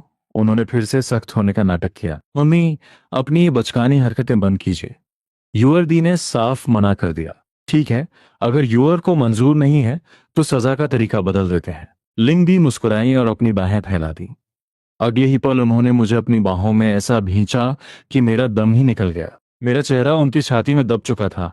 ये तुम्हारी सजा है। अब यहीं रहकर अपनी गलती का पछतावा करो। मम्मी, अब छोड़ भी दीजिए। भाई को घुटन हो रही है। युवरदी ने जब मुझे उनकी बाहों में जकड़े देखा तो उसकी आवाज में जलन जलसी साफ झलक रही थी। हाँ, चलो इस बार माफ किया। अपनी बेटी की जलन को नजरअंदाज करते हुए लिंगदी उठी और अपने कमरे की तरफ चली गई। भाई, मेरे पास आकर बैठो। मैं यूएरदी के पास जाकर बैठ गया। ये देखकर यूएरदी के होठों पर एक प्यारी सी मुस्कान आ गई, पर उसने तुरंत उसे छुपा लिया। अब सच बताओ, किसके साथ इतनी देर तक बाहर थे कि घर की याद ही नहीं रही? मजबूरी में मुझे बायू को ढाल बनाना पड़ा। मैंने उसे समझाया कि बायू काफी डरा हुआ रहता है और उसकी मानसिक हालत सुधारने के लिए मैं उसके साथ रुक गया था। यूएरदी फिर भी खुश नहीं थी। उसने मुझे डांटा और कहा कि आगे से मैं दूसरों पर अपनी ये ममता और नमी ना लुटाऊं। वो जानती थी कि मेरा चार्म ऐसा है कि कोई भी लड़का या लड़की मुझ पर फिदा हो सकता है। सच तो ये था कि बाऊ का दिल मैं पहले ही जी चुका था। आखिर में बहुत सारी पाबंदियों, अनफेयर ट्रीटीज पर साइन करने के बाद ही मुझे कमरे में जाने मिला। रात को आंख खुली तो देखा कि मैं अपनी क्लासमेट की माँ की बाहों में हूँ। उस मैच्योर लेडी की खूबसूरती को देखकर मेरी धड़कनें बढ़ गईं। वो जागी और मेरे गाल पर किस करने के बाद मेरे सामने ही कपड़े बदलने लगी। उसकी गोरी पीठ देखकर मैं शर्मा गया और सीधे बाथरूम भागा। ठंडे पानी से चेहरा धोकर खुद को संभाला। मंडे की सुबह जब मेरी पावर्स रिफ्रेश हुई तो मैं हैरान रह गया। हिप्नोसिस का कुछ हिस्सा अभी भी मेरे पास था और नई पावर मिली, टाइम कंट्रोल, समय पर नियंत्रण। क्या ये वाकई कोई शरीफ सिस्टम है? लेबल बदलना प्लस सम्मोहन प्लस टाइम स्टॉप, ये तो किसी एडल्ट मांगा के हीरो जैसी पावर्स है। अगर अगले हफ्ते एक्सरे विजन मिल गया तो लिस्ट पूरी हो जाएगी। Time stop. जैसे ही मेरे मुंह से ये शब्द निकले मुझे महसूस हुआ कि पूरी दुनिया एक जगह थम गई है। खिड़की के बाहर चिड़िया हवा में ही थम गई थी। चारों तरफ सन्नाटे के सिवा कुछ नहीं था। बस मुझे अपने दिल की तेज धड़कनें सुनाई दे रही थी। क्यों ना दूसरी मंजिल पर चलकर देखूं। वैसे तो मैं कभी ऊपर जाने की हिम्मत नहीं करता, क्योंकि वहां किसी भी औरत से टकराने का मतलब है कि बिना कुछ कीमत चुकाए आजाद होना नामुमकिन है। सबसे पहले जियाकी दी के कमरे में चलते हैं। दरवाजा खोलते ही देखा कि वो अपने बड़े से बिस्तर पर बेपरवाह सो रही थी। कंबल फर्श पर गिरा हुआ था। मैं पास गया, पहले उसके कपड़े ठीक किए ताकि उसका पेट ढक जाए, फिर कंबल उठा दिया। जाने से पहले मैंने अपनी उंगलियों से उसके गुलाबी गालों को हल्के से दबाया। वाकई उसे कोई होश नहीं था। इसके बाद मैं लिन यूअर के कमरे में गया। वो शायद अपने धुले हुए बाल संवारने वाली थी। उसके काले बालों की नोक से पानी की बूंदें टपकने ही वाली थीं, पर टाइम स्टॉप की वजह से वो हवा में ही मोती की तरह लटकी हुई थी।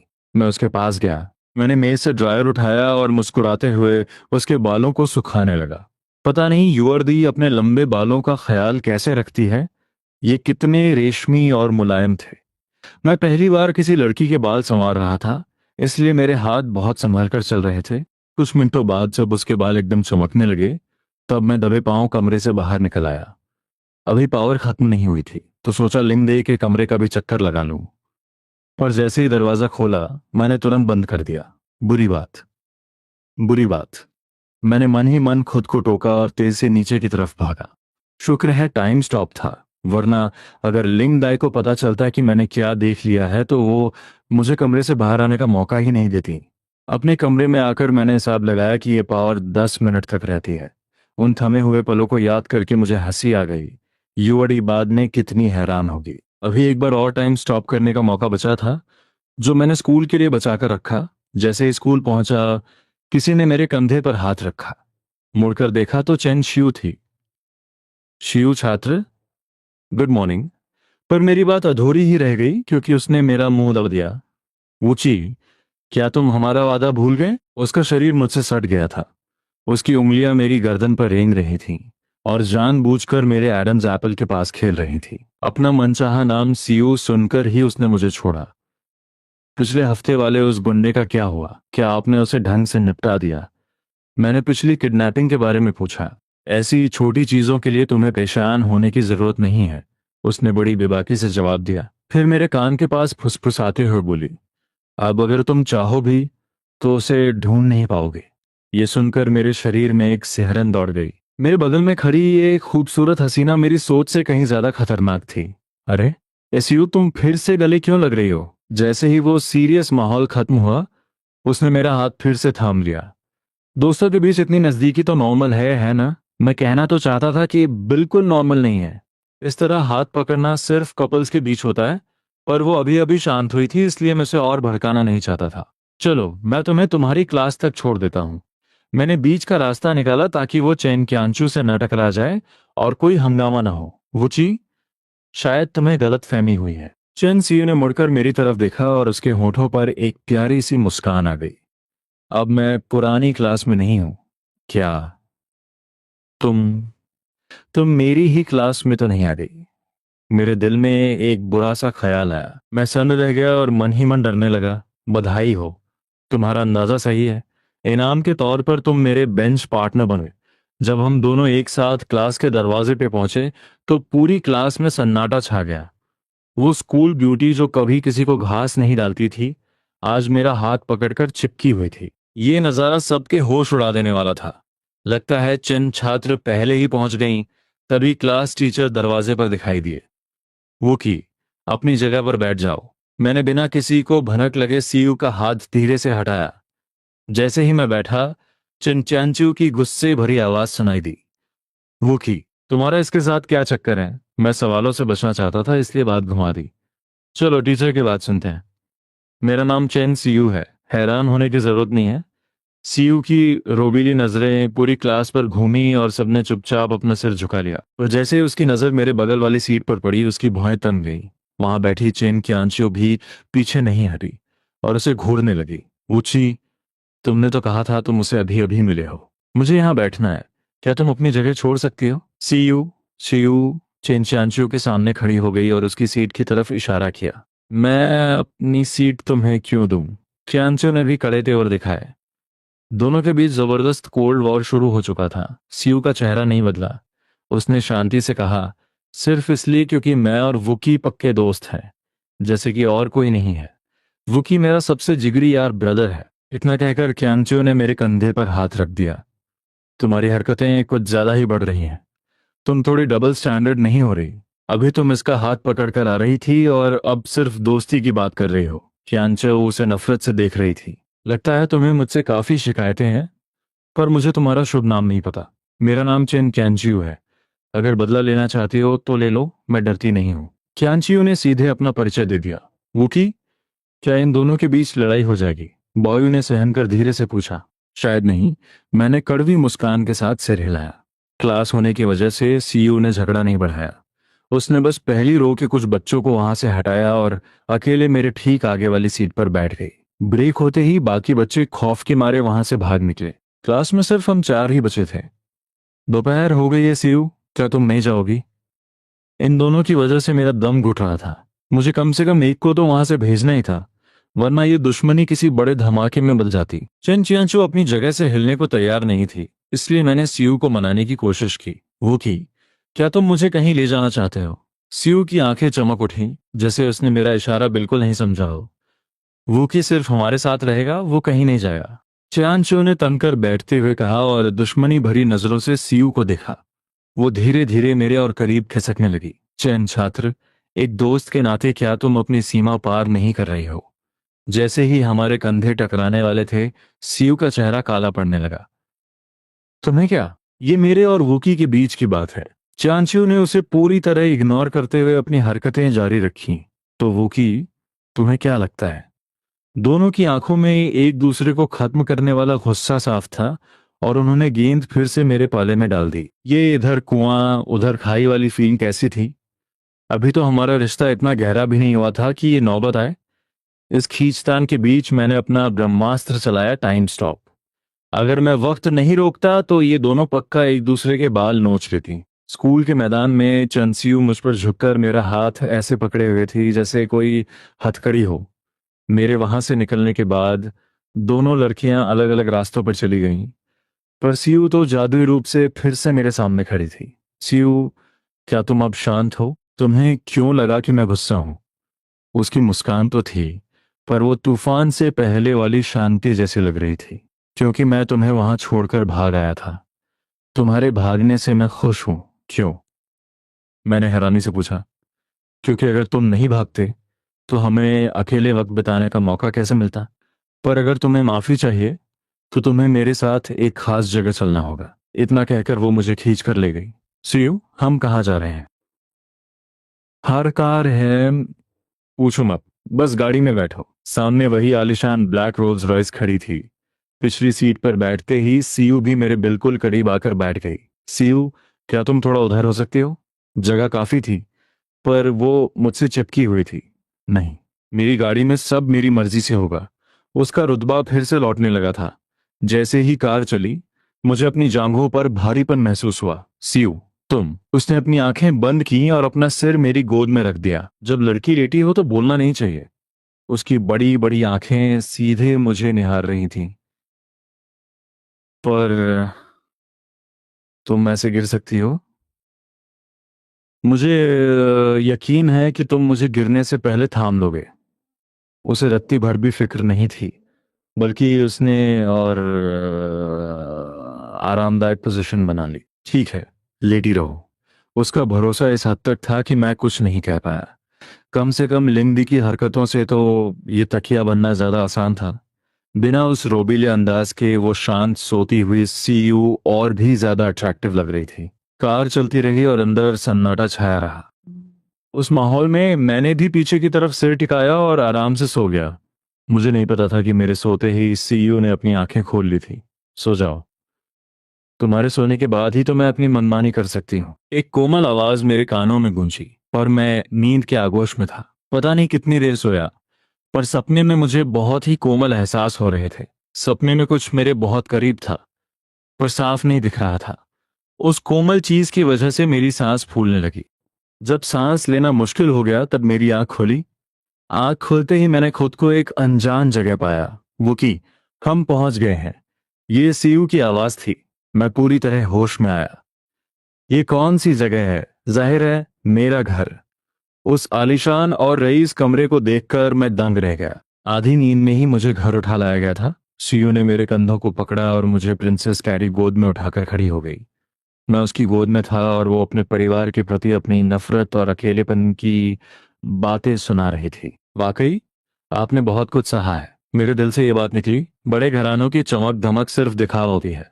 जिस दिन मेरी माँ मुझे छोड़कर गई, वो मासूम लड़की उसी दिन मर गई थी। सीयू ने मेरे कान में बड़े धीमे स्वर में कहा। वो जितनी शांत थी, उसके अंदर का तूफान उतना ही गहरा लग रहा था। सीयू, अगर कभी मदद की जरूरत हो तो तुम बेझिझक मुझसे कह सकती हो। अकेले पूरे खानदान से लड़ना कोई आसान खेल नहीं था। अब जरूरत नहीं है। मेरे पिता और वो सब जो मेरे खिलाफ थे, मैंने उन सबको रास्ते से हटा दिया है। सीयू ने अपना सिर मेरी पीठ से टिका लिया। माहौल शांत था, पर मुझे लगा जैसे आसपास का तापमान गिर रहा हो। वुची, क्या तुम जानते हो कि फैमिली हेड मालकिन बनने के बाद मेरी सबसे पहली ख्वाहिश क्या है?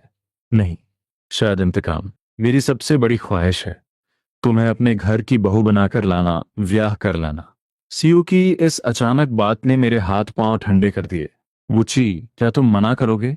उसका पूरा रुतबा जाग चुका था और कमरे में एक अजीब सा दबाव महसूस हो रहा था। ये मना करने की बात नहीं है, पर ब्याह कर लाना क्यों? मैंने बड़े संभल कर कहा, ताकि उसे और ठेस न पहुंचे। बेशक, मैं तुम्हें इस घर में लेकर आऊंगी और ये पूरी जायदाद तुम्हारे दहेज के तौर पर होगी। उसने मुझे पीछे से कसकर पकड़ लिया। उसकी सांसें मेरे करीब थीं। मुझे बड़े घरानों और जायदाद में कोई दिलचस्पी नहीं है, मैंने बेबसी से समझाया। क्या तुम मना इसलिए कर रहे हो क्योंकि तुम्हारे घर में वो औरतें हैं? तुम्हारा उस माँ बेटी से कोई गहरा रिश्ता तो नहीं लगता? सीयू की आवाज में नफरत देखकर मैं डर गया। सीयू, कोई गलत कदम मत उठाना। वो कि तुम डर रहे हो, मैं तुम्हारी धड़कनें महसूस कर सकती हूँ। वो बड़े शांत स्वर में बोल रही थी। वाकई मैं डर गया था, क्योंकि ये लिंगदी और यूअर दी की सलामती का सवाल था। तुम उस लिंगदी पर बहुत भरोसा करते हो ना?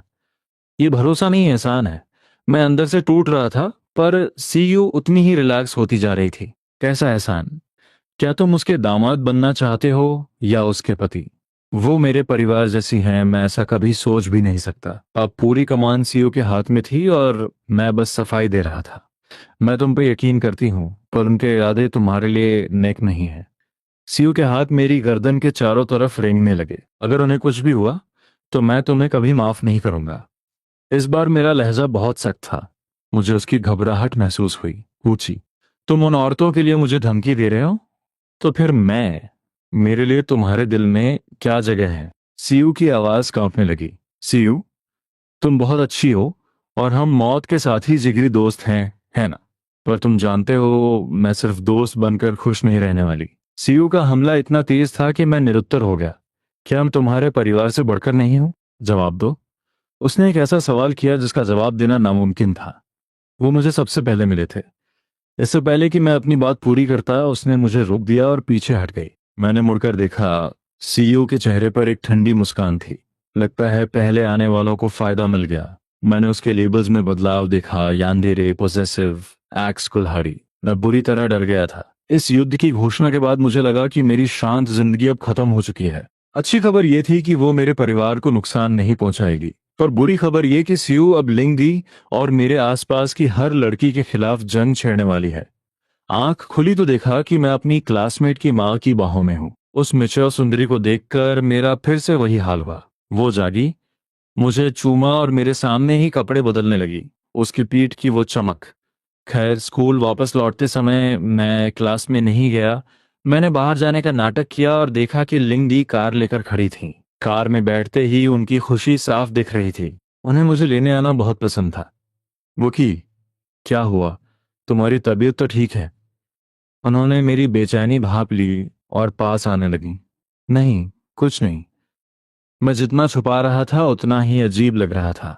पक्का कुछ बुरा हुआ है। तुम मुझसे कतरा रहे हो। लिंगडी की भौहें तन गईं और उनकी नजरें मुझ पर गड़ गईं।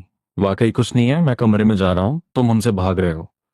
पक्का मुझसे भाग रहे हो? लिंगडी का असली स्वभाव बाहर आने लगा। उन्होंने मेरी कलाई कसकर पकड़ ली। मैं भाग नहीं रहा दीदी, प्लीज हाथ छोड़िए। मैं जितना बोलता उतना ही फंसता जा रहा था। मैं बस कमरे में जाकर ये सोचना चाहता था कि आगे क्या करना है। तभी घर की घंटी बजी। बूची, तुम यहीं रुको, मैं देख कर आती हूँ। लिंगदी ने मुझे वहीं रुकने का हुक्म दिया। कहीं भागना मत। नहीं दीदी, मैं यहीं हूँ। मैंने अपना हाथ छुड़ाया और गहरी सांस ली। मैं चाहता तो कमरे में जा सकता था, पर लिंगदी के पास मास्टर की दूसरी चाबी थी, इसलिए चुपचाप वहीं इंतजार करने लगा। पर जब वो वापस आईं, तो उनके पीछे दो लड़कियां थीं और लिंगडी का चेहरा गुस्से से काला पड़ चुका था। वो की, गुड आफ्टरनून। आने वाले और कोई नहीं, बाओयू और चैन चांशियो थे। मैंने सपने में भी नहीं सोचा था कि मेरे ये क्लासमेट्स मेरे घर पहुंच जाएंगे। लड़कियों को घर पर देखकर लिंगदी का पारा सातवें आसमान पर था। वो की, क्या तुम इनका परिचय नहीं दोगे? ये कह रही हैं कि ये तुमसे मिलने आई हैं। लिंगदी की आवाज में भयंकर जलन जेलसी थी। मैंने तो कहा था कि स्कूल में मेरी कोई लड़की दोस्त नहीं है, और आज दोपहर में ही ये धमाका हो गया। दीदी, ये कियांशियो है, ये सब मेरे साथ पढ़ते हैं। बायू पीछे दुबक गया, पर चेन चियांशु ने बड़े कॉन्फिडेंस के साथ अपनी बात रखी। हैशटैग घर में घमासान, आंटी का वार और दीदी का पलटवार। आंटी नमस्ते। हम स्कूल में वूकी के सबसे करीबी दोस्त हैं। चेन चियांशु के होठों पर एक शरारती मुस्कान थी। साफ था कि उसने जानबूझकर आंटी कहकर आग लगाई है। ये सुनते ही लिंग युए युए एक पल के लिए सन्न रह गई। बेटा, मैं भी काफी यंग हूं। क्या तुम्हें अपना संबोधन कॉलिंग बदलना नहीं चाहिए? लिंग युए का चेहरा गुस्से से तमतमाने लगा। चेन चियांशु समझ गई कि उसने सही नस पर हाथ रखा है, इसलिए उसने अपनी मासूमियत ओढ़ ली। आप वूकी की बड़ी बुजुर्ग हैं, तो क्या हमें आपको आंटी नहीं कहना चाहिए? पर चेन चियांशु रुकी नहीं। वो और भी आत्मविश्वास से बोली, वूकी भी तो मुझे दीदी कहता है, क्या आपने सुना नहीं? लिंग युए के सिर पर यंदरे और एंग्री लेबल्स चमकने लगे। मैंने तुरंत दखल दिया। लिंग दी मेरे घर की मालकिन है, आप इन्हें दीदी कहिए। लिंग युए ने अपनी मुट्ठियां कसी, पर खुद को शांत रखा। लिंग दी, आप ठीक तो है ना? मैं फौरन उनके पास गया और उनका हाथ थाम लिया। दीदी ठीक है, पर तुम्हारी क्लासमेट का पता नहीं। लिंग युए वो ऊपर से शांत थी, पर ये तूफान से पहले की खामोशी थी। लिंग दी, गुस्सा मत कीजिए, ये स्कूल की एक साधारण दोस्त है। मैंने पहले उन्हें मनाया और फिर उन दोनों बाओयू और क्यांचू को आंखें दिखाईं। वुकी, मैं इसे दीदी कह सकती हूँ, पर क्या तुम्हें अपना संबोधन नहीं बदलना चाहिए? चेन क्यांचू ने कड़वाहट से कहा। वो अब आंटी वाले शब्द पर नहीं उलझ रही थी, पर वो चाहती थी कि मैं उसे भी खास इज्जत दूं। मुझे भी तो सुनाओ, तुम मैंने प्यार से क्या कहकर बुलाते हो? लिंग युए का ध्यान भी अब इसी बात पर टिक गया। वाकई नॉर्मल है। मुझे ऐसे क्यों हिंदी को और लगने का कुछ नहीं। और मुझे किसी ने इतने हाथ से दीदी नहीं बुलाया। ने अपनी दुश्मनी मजाक कर रही है। लिंग दी काफी सुंदर है कि शायद लोग युए के बारे में तुरंत सुधर गया। चंदीदी ज्यादा कमाल अभी भी जारी था। बस हमसे अपने स्कूल के दिनों में सबसे पॉपुलर लड़की नहीं। लिंग युए ने भी को कोई रास्ता देखा। और इस बात पर डायरेक्ट आगे मानी में आसानी हरकत आगे हो जाने लगी। लिंग युए ने अंदाजा लगाया, तो फिर अपनी नजरें गड़ाए रखी जवानी में कि कहीं कोई ओवरटेक न कर जाए। चेन स्कूल वाले ख्याल आया, उस लड़के बाउई से दूर रहना उसके मन में तुम्हारे लिए सिर्फ दोस्ती नहीं है। दो शेरों की लड़ाई में हमेशा तीसरा फायदा उठाता है। वो तो लड़का है और बेचारा बहुत सीधा है। वो तमाशा देखेगी, गलत समझ रहे हैं। एन मौके पर मुझे पूरी बहस में चुपचाप पीछे खड़ा था। उसने तो कुछ किया भी नहीं। वो कि तुम्हें अपनी चाम का अंदाजा नहीं है। आजकल के लड़के भी खतरे से खाली नहीं है। लिंग युए की आंखें चमक रही थीं। वो जानती थी कि बाओयू जैसा शर्मीला लड़का जो बिना कुछ कहे बस साथ खड़ा रहता है, वो चेन क्यांचू से कहीं ज्यादा खतरनाक साइलेंट प्लेयर साबित हो सकता है। लिंगदी, आप भी ना। इससे पहले कि मैं कुछ कहता बाहर फिर घंटी बजी। मुझे लगा शायद क्यांचू वापस आ गई, वो नहीं है। लिंगदी ने खिड़की से बाहर झांका और उन्हें सुनहरे बाल दिखे। फिर कौन हो सकता है? मैंने बेबसी से सोचा। क्यांचू और सीयू के अलावा और कौन बचा था? घबराओ मत, ये जानी पहचानी लग रही है, मेरी जान में जान आई। देखा तो पड़ोसी मिलिया की बेटी लीना खड़ी थी। वुची। मुझे देखते ही उसने हाथ हिलाया। लीना, तुम यहाँ कैसे? फालतू बातें मत करो और दरवाजा खोलो। बाहर खड़ी मैं बेवकूफ लग रही हूँ। लीना का वही सुंदर अंदाज मदद मांगनी है, पर तेवर कम नहीं करने।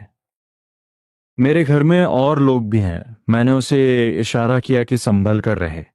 वो फौरन समझ गई। आंटी नमस्ते, मैं वूकी की क्लासमेट हूँ, बस मिलने आई थी। चिनचेंचू के मुकाबले लीना काफी तमीज से पेश आई। आंटी किसे कह रही हो? दीदी बुलाओ। लीना की पलकें झपकी, उसे लिंग दी में अपनी माँ की छवि नजर आई। नमस्ते दीदी। उसने बिना बहस किए हार मान ली और घर के अंदर घुस गई। मैंने तुम्हें कहीं देखा है? लिंग दी का शक अभी खत्म नहीं हुआ था। दीदी, मैं पड़ोस में ही रहती हूँ। ओह, तो तुम उस मिलिया की बेटी हो। लिंग दी को याद आ गया। लीना, तुम अचानक यहाँ कैसे? दोस्त से मिलने आई हूं कि तुम खुश तो नहीं लग रहे। इतना कहकर वो मेरे और करीब खिसक आई। तुम तो बस साधारण क्लासमेट हो ना, तो इतना चिपक क्यों रही हो? लिंग दी ने उसे टोक दिया। तुम बैठो, मैं फल लेकर आती हूँ। जाते जाते उन्होंने मुझे वार्निंग दी, दूरी बनाए रखना होगी, वरना मुझे कुछ और हथियार लेकर बाहर आना पड़ेगा। मैं पसीने पसीने हो गया। जी दीदी, समझ गया। वो की, तुम तो डरपोक निकले। लिंग दी के किचन में जाते ही लीना अपने असली रूप में आ गई। जैसे ही वो मेरी तरफ बढ़ी, मैंने उसे रोका। दूर रहो लीना। तभी एक और आवाज आई। भाई, ये कौन है? यूएरडी वापस आ गई थी। मेरा सिर फटने लगा। अभी माँ को संभाला ही था कि अब बेटी भी आ गई। लिन यूएर की नजरें सीधे लीना पर गड़ी थीं। अभी तक बताया नहीं, ये अंदर कैसे आई? वो अपने लंबे पैरों से चलती हुई दबाव बनाने लगी। यूर दी, ये लीना है, पड़ोसियों की बेटी। मैंने फिर वही रटा रटाया इंट्रो दिया। तो तुम नीलिया आंटी की बेटी हो? बिल्कुल अपनी माँ पर गई हो। यूर दी और लिंग दी का रिएक्शन एकदम सेम था। वो कि क्या ये तुम्हारी बड़ी दीदी हैं? लीना को यूर दी के सामने अपनी प्रेजेंस कम लगने लगी। लीना बहन, तुम हमारे घर में क्या कर रहे हो? लिन यूर ने सीधे मेरी बगल वाली सीट पर कब्जा कर लिया। लीना की भौएं तन गई क्योंकि वो वहां बैठना चाहती थी। मैं वूकी की क्लासमेट और पड़ोसी हूं, मिलना तो बनता ही है। वो लिंग दी के सामने तो शरीफ थी, पर लिन यूअर को वो अपनी दुश्मन मानने लगी थी। अगर तुम भाई से दूर रहो तो मिलना बनता है। लिन यूअर ने ठंडे स्वर में उसे बीच से काट दिया। मैं तो नहीं रहूंगी। लीना का भी पारा चढ़ गया और वो वहीं डटी रही। भाई, इसे छोड़ो। इतना कहकर लिन यूअर ने लीना के सामने ही मेरा हाथ कसकर पकड़ लिया। लीना का दिल जलने लगा। ये बाहरी औरत इतनी आसानी से इसे कैसे छू सकती है? इसे खड़ा रहना है तो खड़ी रहे, देखने दो इसे, लिन यूअर ने नफरत से कहा। यूएडी ने मेरा हाथ थामे रखा और मेरे और करीब झुक गई। लीना के सामने वो जानबूझकर बहुत ज्यादा क्लोज हो रही थी। ये बहुत ज्यादा हो रहा है, लीना चिल्लाई। इसमें क्या ज्यादा है? ये मेरा भाई है, तुम जैसे बाहरी लोगों के लिए नहीं। लिन यूएर ने उसे घूरते हुए जवाब दिया। तुम दोनों भाई बहन हो, सच में तुम्हें शर्म नहीं आती? शर्म कैसी, ये सिर्फ कहने का रिश्ता है। अगर हम अभी शादी भी कर लें तो कोई कानून या समाज हमें नहीं रोक सकता। यूएर डी ने सीधे शादी का कार्ड खेल दिया। तुम बेशर्म औरत।